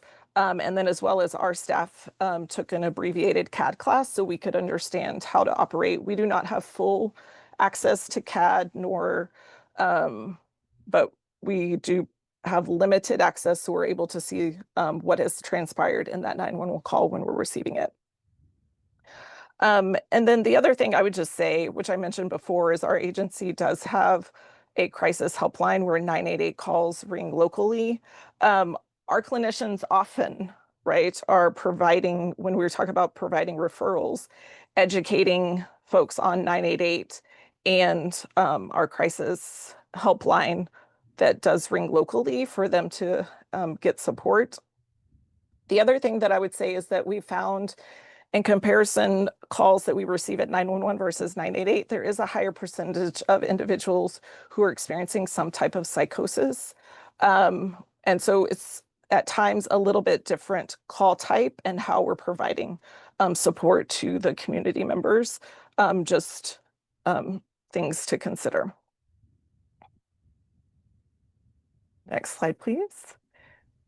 I just want to, again, thank you for having me today. I know I ran through a lot of stuff very quickly, but there's my email. Happy to answer questions or set up a call if anyone would like some further information. Kedra, thank you for a fantastic presentation. Lots to consider there. The outcomes that you described are certainly impressive. We have a minute or two for questions. Let me take a look and see if we have any that are entered in the question and answer.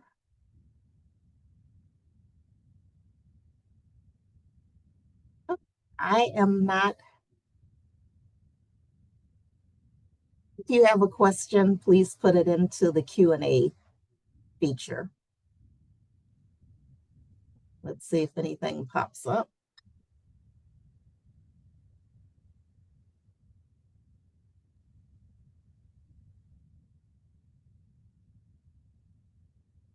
Okay, we have a question from, I hope I don't butcher the name, Araceli Carrillo. Just looking to confirm that the clinic is currently not running. Kedra, I think that's a question for you. Your clinic is still running, correct? Yes, it is. Okay. Okay, well, let's see. Let me see. There might be another question here. A question from Lenny Teagues. Does your agency have a dashboard regarding data? We have a dashboard internally that hasn't been public facing. However, I do have a meeting later this week with some folks who I think that is the goal for our community, which I would love to see us do. So not yet. But on its way. Yes. Great. Thank you. So I know that there were a few more questions that came in, but we have to move along to our next panel. As Dr. Jones mentioned at the beginning of today's session, if you have put questions into the question and answer feature, we will address those questions and we'll post the answers on the Behavioral Health Crisis Hub's website. So let me thank both Jackson and Kedra for fantastic presentations today. Thank you guys so much. Next, we're going to move on to our final panel of today. So as I think everyone knows, here in Illinois, we're currently piloting the implementation of the Community Emergency Services and Support Act, CESA, which has been mentioned a few times earlier in the presentations. And in that capacity, we're working with our partners to transfer some specific behavioral health crisis calls from 911 to 988, and then on to mobile crisis response when appropriate. For our last session today, I am really excited to introduce three speakers who'll be discussing what two other jurisdictions are doing and learning in the referral of behavioral health crisis calls from 911 to 988. First up, we have Cal Jenkins. Cal is the Assistant Director of Research and Evaluation for the Clear Pathways Initiative in Ohio. In this role, she leads the initiative's 911 and 988 interoperability efforts. Then from the D.D. Hirsch Suicide Prevention Center, we have Sandri Kramer and Shaheen Saeed.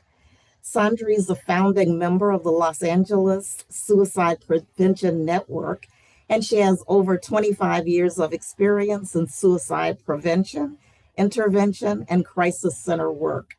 She's the Senior Director of Training and Community Engagement, and she oversees the Alternative Crisis Response Team. Shaheen, who works with Sandri, serves as the Assistant Program Director of Alternative Crisis Response, where she partners with law enforcement agencies, LAPD, Los Angeles Sheriff's Department, and more to divert mental health related 911 calls to 988. So with no further ado, let me go over to Cal. Cal, tell us about the Ohio Pathways Initiative.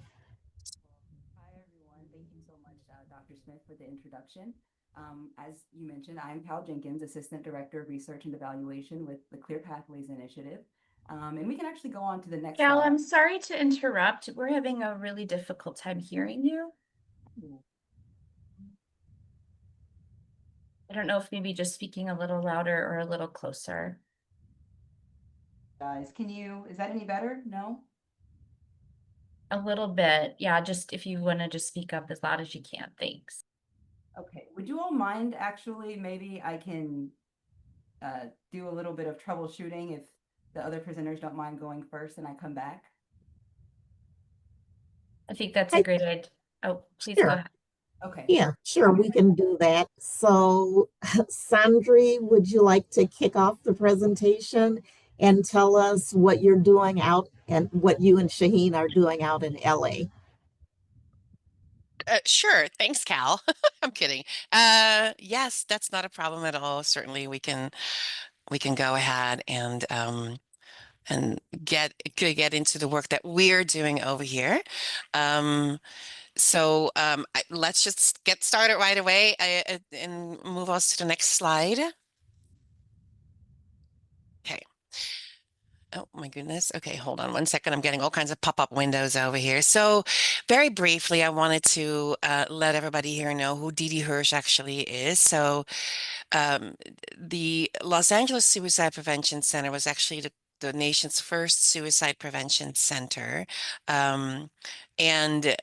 have a little bit of a competition going on with our colleagues up in San Francisco who claim they are the first suicide hotline, but it has something to do with volunteer versus non-volunteer. I don't know the whole background story, but rest be assured, we've been in this field for a very, very long time.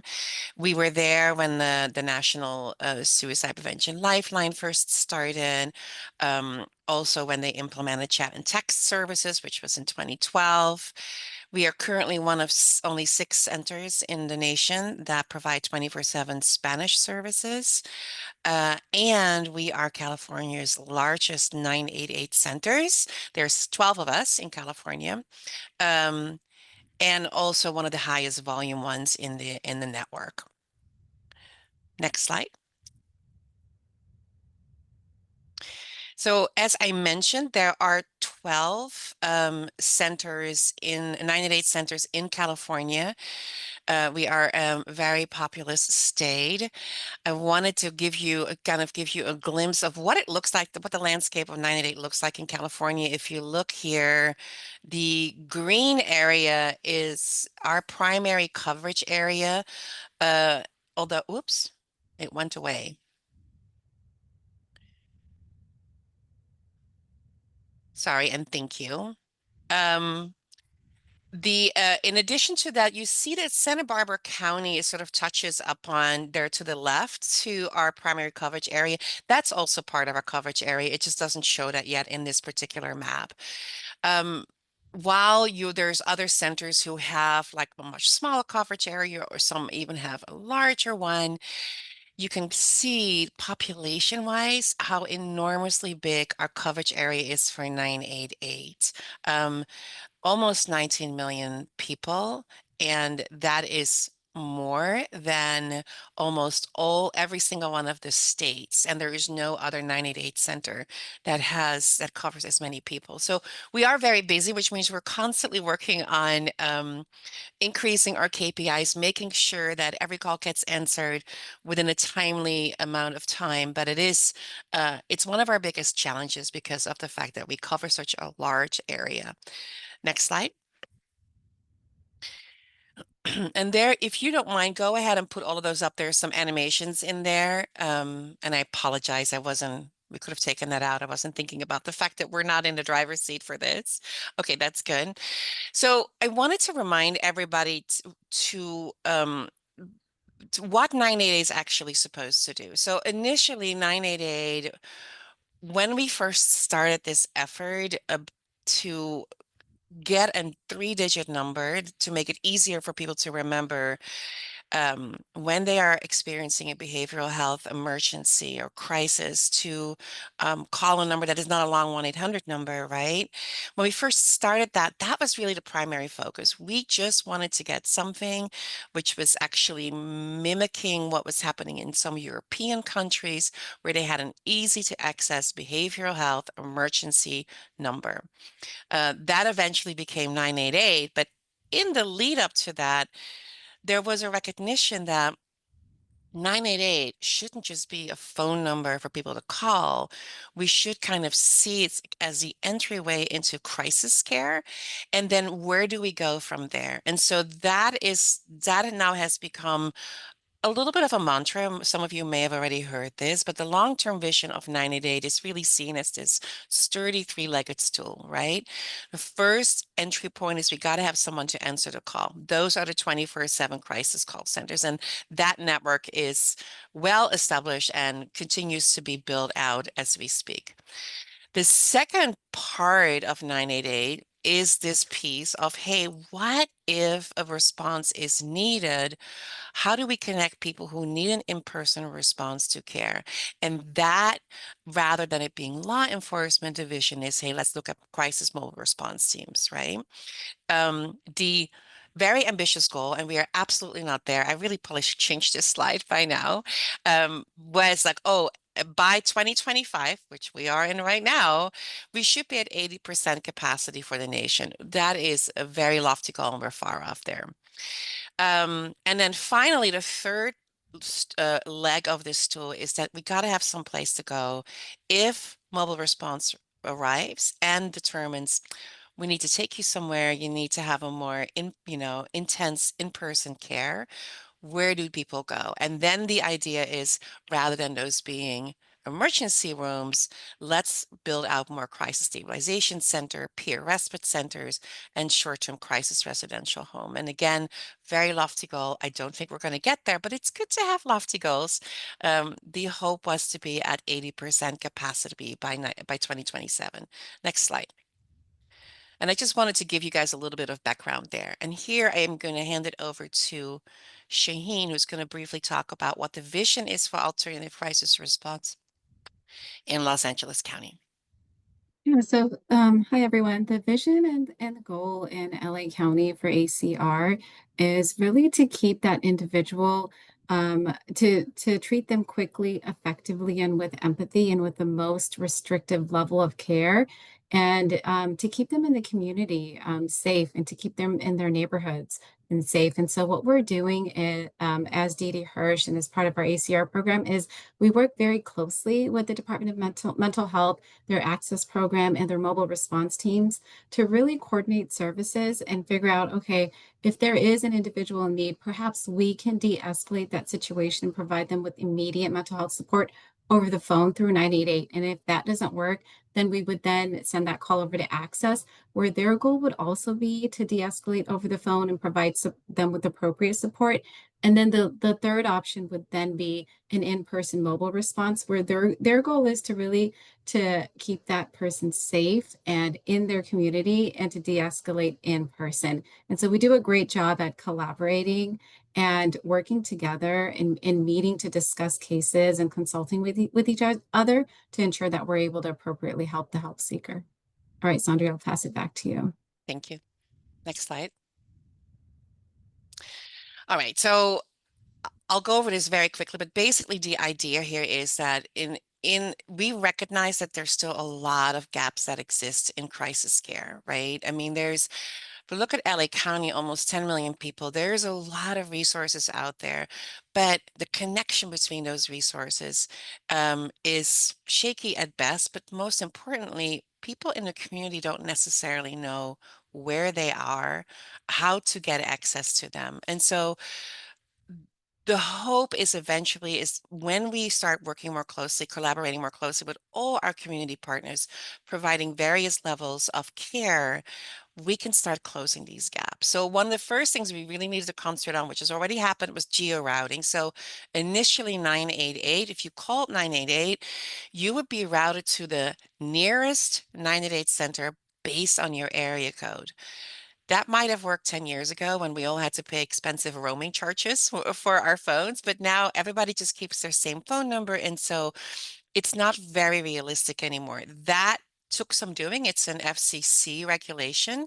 But finally, 2 years into 988, we now have geo-routing for the majority of calls that are coming into the 988 network.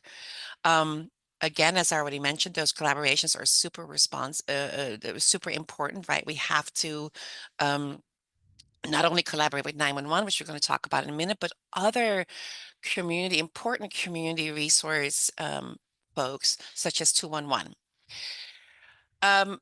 Big part of the vision for 988 is we have to embed more peers, people with lived experience, into our systems of care. They understand like nobody else what it's like to be in these places, especially when it comes to suicide care or a mental health crisis. That's also happening. We need to have real-time data. I mean, access to real-time data. That's very challenging. In LA County, we have I know I forgot the number, Shaheen. You probably have it in the back of your head, but we have a large number of different PSAPs. We have a large number of mobile crisis response teams, not always centrally located. It's really hard to know who is available, which part of the county. It's challenging, and those two things relate both to points number 4 and 5. We're still having a lot to work to do around that.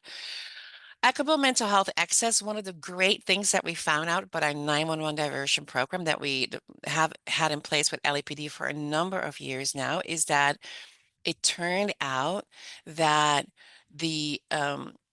compared to our 988 calls, we saw a much larger percentage of male callers and a much larger percentage of African American callers reach us at the 988 line through 911. That means that simply by creating these partnerships, we're starting to create a greater equitable access, but it also showed us that it's very much lacking. So again, things that we have to work on. Follow-up care, I'll talk about that later. I don't think that we have time for that. If you want to go to the next slide, what we're going to highlight now is the collaboration that we have with a number of PSAPs, but our longest partner has been LAPD. The idea behind that is that ultimately, while we go at it in different ways, ultimately we have the same goal in mind. We want to help people who are in crisis, right? And understanding that is actually the first step in getting to true collaboration. No, it's fine. Go to that next slide. That next slide kind of shows you why 911 diversion is so important, because if you look at the bottom part there, if you call 911, usually there's 2 options. And I love that you just had Kedra come in and talk about the Austin model of having that 4th option. There's no way we could ever implement anything like that in LA County. But we have workarounds. Right now, if you call 911 in LA County, typically it's either, you have to go back to the other slide, sorry about that. It's either police or fire ambulance response, right? And ultimately, maybe they're able to take you to some crisis stabilization centers, but the vast majority end up going to the hospital, and some of them get incarcerated. And that's not necessarily the best outcome. If you look at the person on top calling 988, you can see this is network-wide. 95% are resolved over the phone. For us, it's actually closer to 98%. And then we have other outcomes possibilities. We can call a mobile response team who may actually resolve the crisis out in the field, or who may be able to take them to crisis facilities, and so on and so forth. So the idea really is that the better our collaboration and connecting the dots between the various crisis response systems, the better the outcomes are for everybody in the community. Next slide. This is a long story simply because it started such a long time ago. And as you know, Mary mentioned, I've worked in this field for a very long time.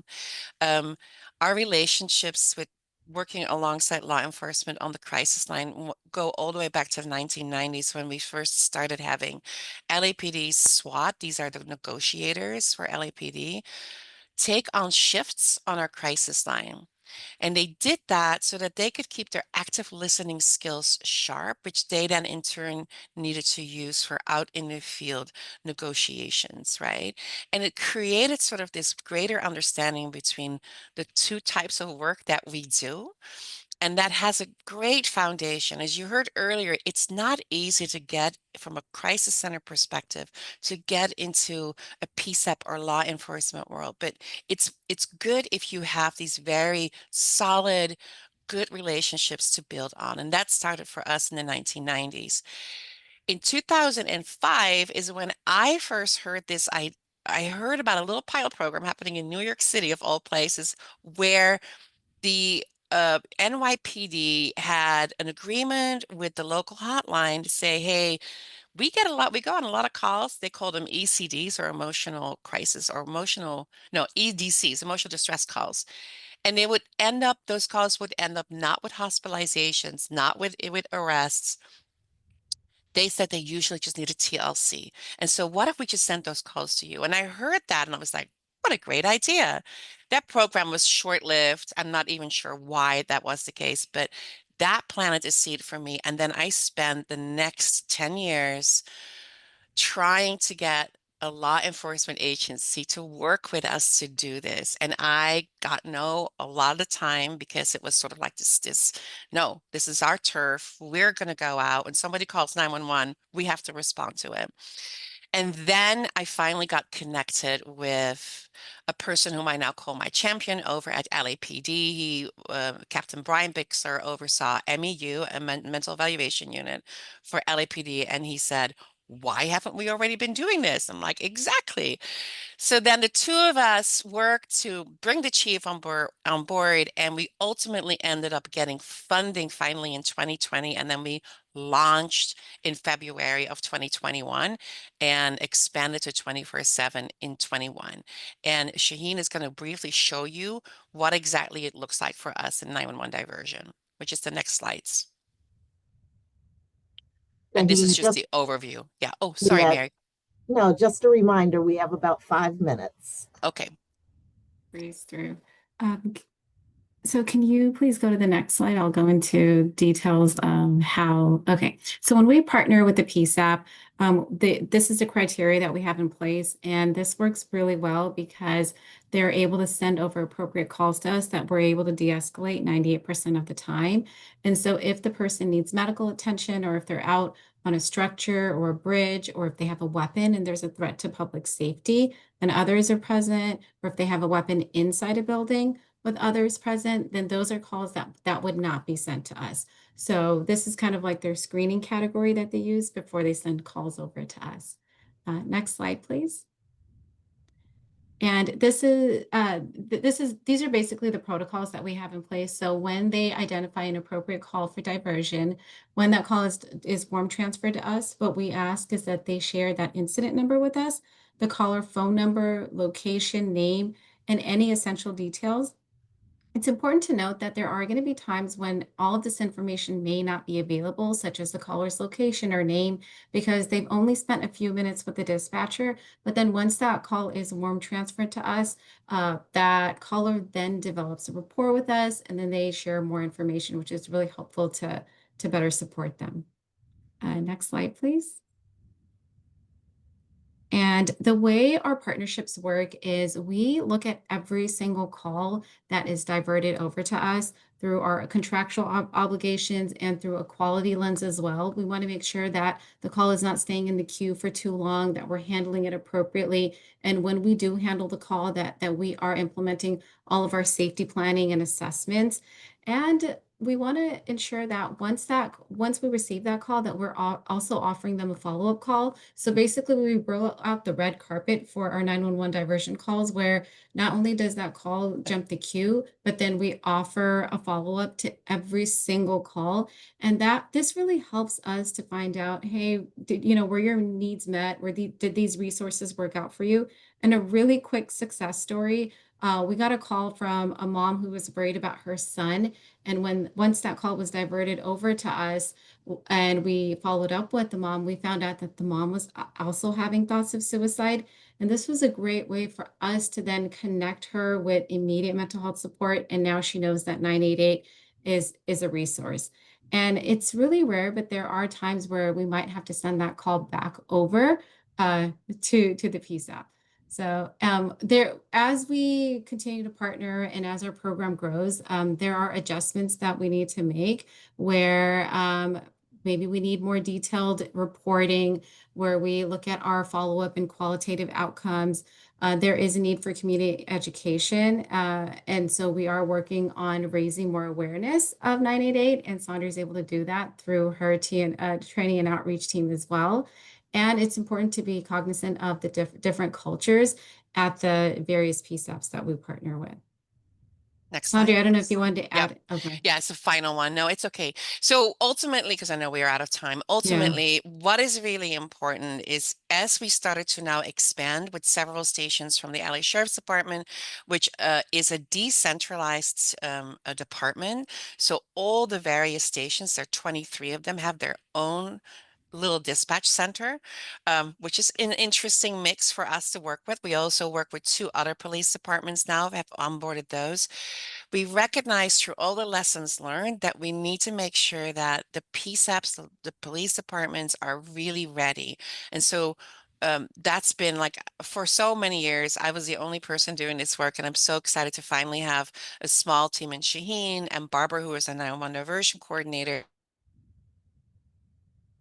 create this readiness assessment. So we're looking at what's the technology, and it may be a big surprise, but for example, LA Sheriff's Department has a really antiquated system, making it very challenging for us to, have smooth transition. So there's something happening at the California state where the plan is for all 988 and 911 centers ultimately to share the same platform. And if we're on the same platform, then what you heard earlier, like we're going to be almost in the same CAT system. That will make it a lot easier. These are all other things that we have to put into place as sort of our checklist. It takes time. Working on these relationships is takes a lot of resources. And these are all the things that we would recommend you prepare for. And I think the next slide is just sort of our wrap up. It's basically saying, this is really, really possible. If you work closely together along 911 and 988, ultimately the outcome is you're going to get the best response for every individual every single time. And that's really what our work is all about. I couldn't have said that better, Sandri. Sandri and Shaheen, thank you so much for your presentation. We are going to go over to Cal Jenkins. So hopefully we worked out the audio issue. And again, if you guys have any questions, be sure to use the Q&A feature to put the questions in there. Cal, All right. are we set to go? Can you hear me better now? Yes, much better. Okay, perfect. So I know we are getting close to the end of the day, so I'm going to try and be a bit speedy while trying to be very informative, but very happy to be here today. Cal Jenkins, Assistant Director of Research and Evaluation with Clear Pathways. And we can go on to the next slide. So today I'll be covering 3 main topics. First, just sharing briefly about who Clear Pathways is and what our interoperability strategy is for 911 and 988. I'll talk about our crisis response pilot, which was a project that tested our interoperability strategy. and some of our early lessons from that project. We do have a formal evaluation that will come out in a few months, but for today, I'll just share some of the things that we learned while engaging in the pilot process with our sites. And then lastly, I'll cover some specific questions about call transfer and criteria that were posed by Dr. Mary Smith. So hopefully me answering those questions can be responsive to kind of where Illinois is right now and the things that you're thinking about as it pertains to 911 and 988. All right, we can go to the next slide.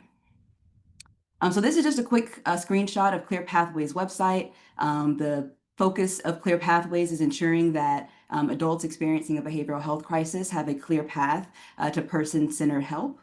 And Clear Pathways is an initiative of the PEGS Foundation in Ohio. Next slide, please.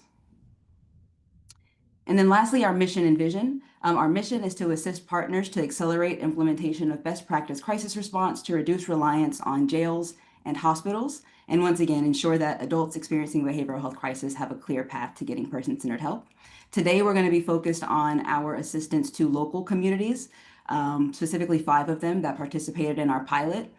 And then closing out on this slide, our vision is for people experiencing a behavioral health crisis to have a path to help across Ohio and the nation. All right, next slide, please. All right, so really jumping into the focal point of today, I'll start with just a definition for 911-988 interoperability.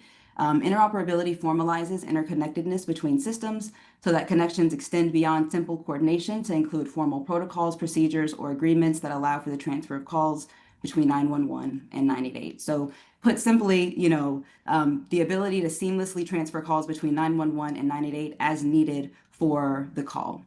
Now that is a tall task to make that happen in the best way. And so Clear Pathways, we had to determine what aspect of interoperability do we want to start with? Where do we want to focus? You know, which piece of the puzzle do we want to start to figure out? So this next slide here kind of shows our rationale for what we decided to focus on. We can go to the next slide. Thank you. So this covers 2 aspects of what was considered for our strategy. First being the Ohio context. Ohio is a home rule state. I believe Illinois is as well. And so there's a lot of local autonomy and authority. And I think the biggest implication as it pertains to this work is that Ohio has 255 locally governed public safety answering points. And on the 988 side, there's 19 regional behavioral health call centers managed by different entities. And so that's higher than the national average. It's actually among the most call centers in the nation. Some of those serve counties, some serve multiple counties. But the main point of this Ohio context side is just to say this work is very jurisdictionally complex in Ohio, and there's not going to be one standardized way that everyone can do this work the same. So we focused rather on creating a similar process that our sites would move through, but they would, you know, come to different decisions about how they actually want to go about their local collaboration. On the research side, ahead of engaging in this work, we did research with behavioral health call centers that were set to become 988 providers in the future. And we also talked with 911 personnel at the local, county, and state levels. And we learned a lot, but the key takeaway here was that behavioral health call centers already transfer calls to 911. It is an expectation, it is a practice. However, they rarely received calls from 911. So that told us that for interoperability, Clear Pathways wanted to first focus on the transfer of calls from 911 to 988. We can go to the next slide, please. Based on discussion with 911 personnel, these were some of the barriers that were mentioned as to why they didn't transfer calls to behavioral health call centers and why they didn't anticipate possibly transferring calls to 988. The first being logistical uncertainty. So how actually does the call get transferred? Like, what is the technical process for doing that? Liability concerns. If a call is transferred to 988 and it doesn't go well, will the perception be that 911 should have retained that call? And liability concerns remains to be a very large barrier for this work. Ambiguity in call center responses. So 911 not being aware of what the 988 service array may be or how it is that 988 could support a caller who has called 911. Technological complexity, both 911 and 988 technology are a bit complicated. And I know for 911, mentioning technology, their big priority right now is next-gen 911. And then lastly, hesitation to change established practices. If we haven't done this before, you know, why exactly would we do this now? So these are some of the reasons that we heard from our 911 folks that we talked to as to, you know, barriers for transferring calls to 988. Next slide, please. All right, so now getting on to the crisis response pilot. So our focus area for this pilot was on the governance and standard operating procedures components of warm transfers from 911 to 988. We thought that starting with those focus areas would best meet some of the barriers that we uncovered and best kind of allow us to navigate through some of the ones that were more challenging or more long-term. So we focused on governance and SOPs. Our pilot participants, so this was a 12-month project, and there were 5 Ohio sites that participated. Each were required to have a work group of including at least one 911 PSAP, their local behavioral health, their local 988 call center, as well as their local behavioral health board, which for other places you may know that as a local behavioral health authority. So when I mention work groups throughout the presentation, I'm referring to groups that at least have those 3 parties: 911, 988, local behavioral health authority. For the evaluation of this project, what was examined was sites' progress on the governance front and on the standard operating procedures front. And also throughout the project, our evaluators worked with the sites to help to develop and implement common metrics for actually quantifying 911 to 988 call transfers. Now, again, today I'm going to be more so focused on what we actually did with the work groups as opposed to the evaluation, because that report will be coming out soon. But I think there's lots to learn about the different activities that we engaged in. So we can go on to the next slide. So this slide just kind of shows a snapshot of the different activities and coordination split across 4 different categories, first being building consensus. So of course we had our goals for the pilot, but we also had to talk with the local communities to understand, why are you all coming to this table? You know, what does 911 think? What does 988 think? What's your board think? And ensure that there's consensus for why they're engaging in this project. And then each site had a work plan that was developed. They were pretty consistent across sites, with minor variations based on sites' progress with behavioral health and 911 collaborations in the past.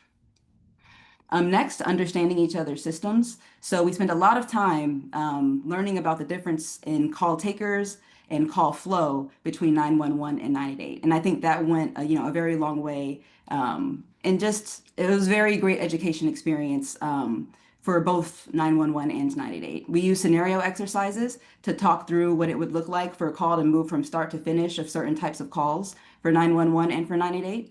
And then lastly, we definitely recommended site visits, and they got a lot out of the site visits.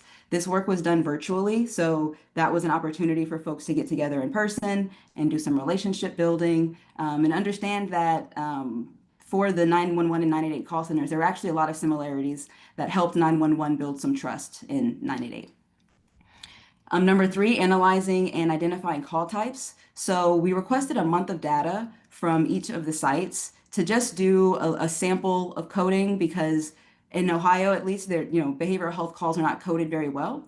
So just looking at the notes that were available for the calls that month, identifying which call potentially did involve behavioral health, which calls could have gone to 988. And we did that just to help ground our discussion in some data. Again, it's only 1 month, but it was something to help us discuss, what calls are 911 receiving that 988 may be able to help support. And then lastly, develop protocols. So based on steps 1, 2, and 3, we worked with sites to co-create decision trees, and the sites began drafting their own agency protocol for transferring calls from 911 to 988. We also gave them draft MOUs that incorporated the decisions that they've made throughout this process. And I have to mention that all of these activities, in terms of coming up with them and actually doing them with sites, were supported by our implementation partners at Dignity Best Practices. All right, I'll go to the next slide, please. All right, so for some early lessons learned, again, liability concerns. Like I said, that was a challenge that came up at the beginning, but it persisted throughout the project. Something that did help us on the liability concern front was ensuring that sites understood this is their work to lead. We were there just to support and to be thoughtful and to be neutral conveners. But ultimately, it is up to the 911 and 988 centers how they actually want to go about their collaboration, that there's nothing that we were necessarily forcing them to do for the sake of this pilot. So them being able to move at their own speed did help with some of the liability concerns. Staffing and training needs. So the nature of call centers These meetings were happening every month, but lots of times our 911 and 988 leaders would have to go and handle a call center emergency or work the floor because they didn't, a call taker was off that day. So just the nature of call centers, there's a lot of things tying up their time just for the sake of even developing the partnerships, let alone then having your SOPs that you're training your staff on. That's all going to take significant time before some of our sites actually begin transferring calls.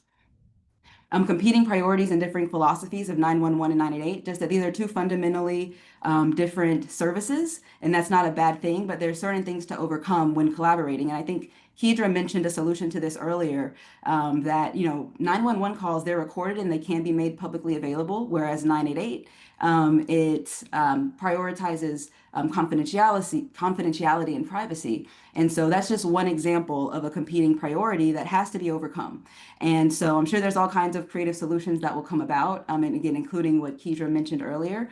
But there's several little things that will come up to overcome regarding just the fact that these are two fundamentally different services. Key facilitators, regular meetings and ongoing communication. As much as folks could get into a flow of meeting regularly, it really helped move work forward and build momentum. If we lagged a couple of months, things really fell off and we kind of had to do a little bit of restarting some of the work that we started. And then lastly, examining 911 and 988 call data together in work groups. Very helpful, again, to have discussions grounded in data. All right, so let's go to the next slide. I know we're almost at time. I'm going to try to cover each of these questions. So this section, there's 4 questions that came up from Dr. Mary Smith that I want to answer as it pertains to how our sites went about this. So you can go to the next slide. So first, what types of calls were considered appropriate for 988 transfer? Here's some examples of where some of our pilot sites started. Whether they were currently transferring something to 988 or they were transferring it to another behavioral health resource. You'll see that in this currently transferring. But on the considering for future, this is where sites figured out what calls they may want to be sending 988. And so I think this example table just gives a good idea of the universe of where sites landed. But something to point out is second party is terminology that 911 and 988 use differently, and it really took us unpacking what that meant to each to even understand that that was an option for them to be able to transfer. Another bit of terminology I would recommend unpacking when you're talking about call types is means and weapon. 911 and 988 both look at those two very differently as well, so it was important to understand those differences when determining call types. All right, next slide, please. How did sites define and refine call transfer criteria over time? So of course, this isn't an exhaustive list, but this is just some prompts that we did use to help sites move through determining where do you want to start or where do you want to expand your partnership. So I won't read this slide, the slides will be available and you can see the different questions here that were used in the work groups. We can go to the next one. Transfer process. So are calls warm transferred, directly connected, or is information passed along? Those were all options that came up in our work groups. And so we categorize them in these 4 ways. The top 2 are what most sites plan on doing. Both involve actually engaging the 988 call taker in the call. The bottom 2 were some other options, particularly maybe for certain types of calls, where 988 isn't being brought into the call in the same way, but they are, helping support the caller. So again, the things are written here on this slide if you want to see more about each of these 4 different options. And we'll go to the last slide. So what systems or tools support this process?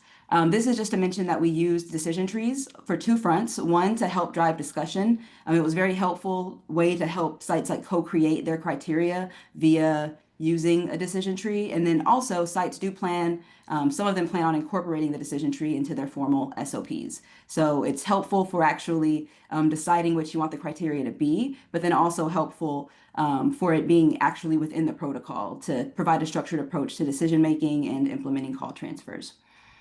All right, and then I just want to close out by just acknowledging our partners in the pilot. Several of the things that you saw in today's presentation comes directly from that work. So of course, Clear Pathways and the PEGS Foundation, the Pew Charitable Trust supported our work. Dignity Best Practices were our implementation partner, and Mathematica evaluated the pilot. And then last slide here. Thank you. And feel free to reach out if you have questions. I know I really sped through the information, but then you can also visit our website. Thank you.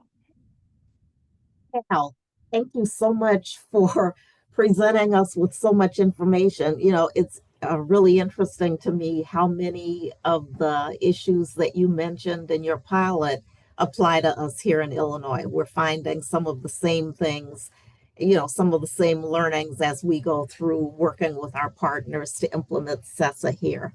So actually, I have, you know, through the last 4 presentations, there are many threads that I think are applicable to our work here in Illinois.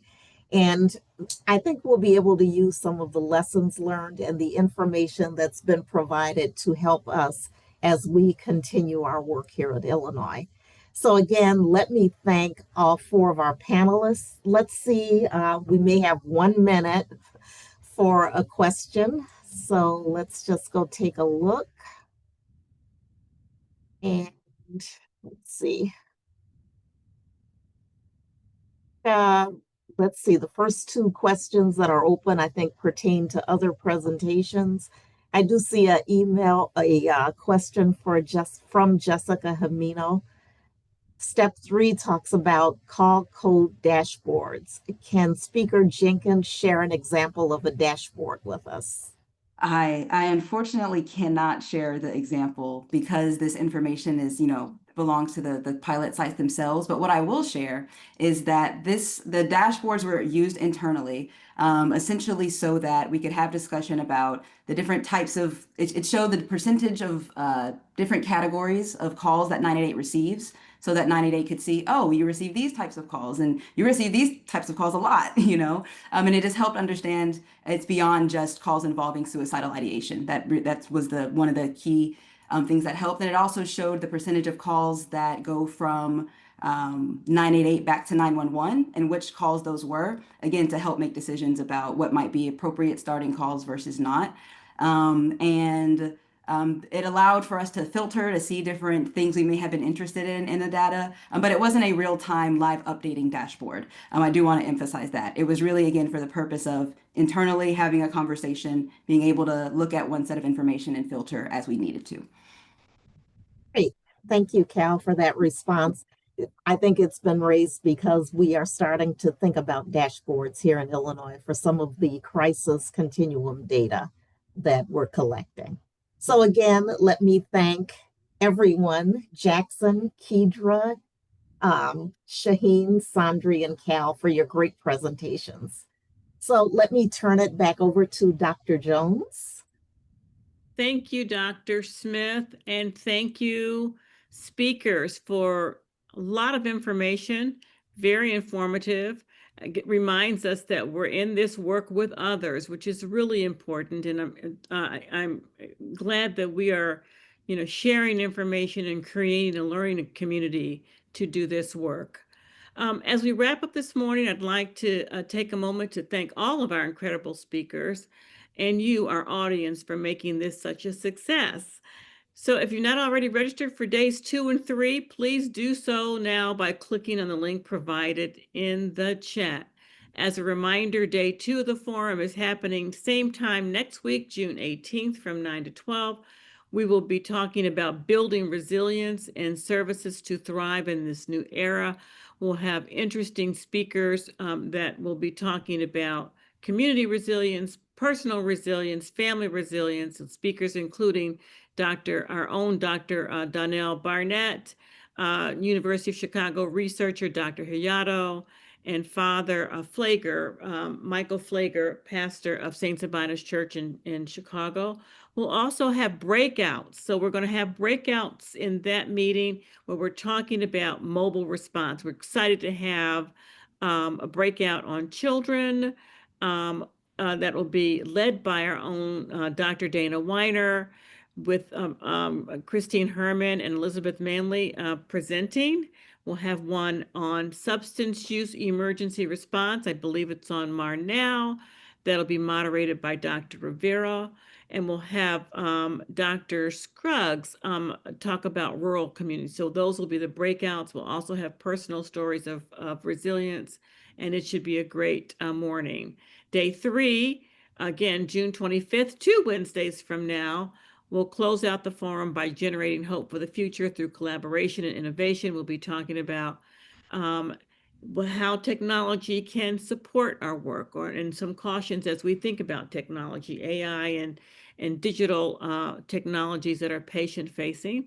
We'll be talking about innovations in chat and text, and also hearing from some of our own local leaders in building those collaborations that are so important.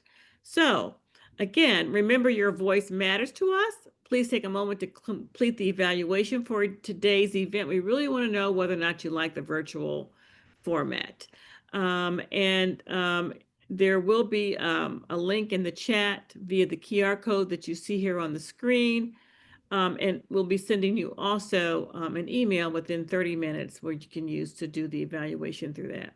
So on behalf of my team and the entire Behavioral Health Crisis Hub, we wish you a wonderful rest of the day. Look forward to seeing you next week on day 2. And thank you again for your attention. Have a good day.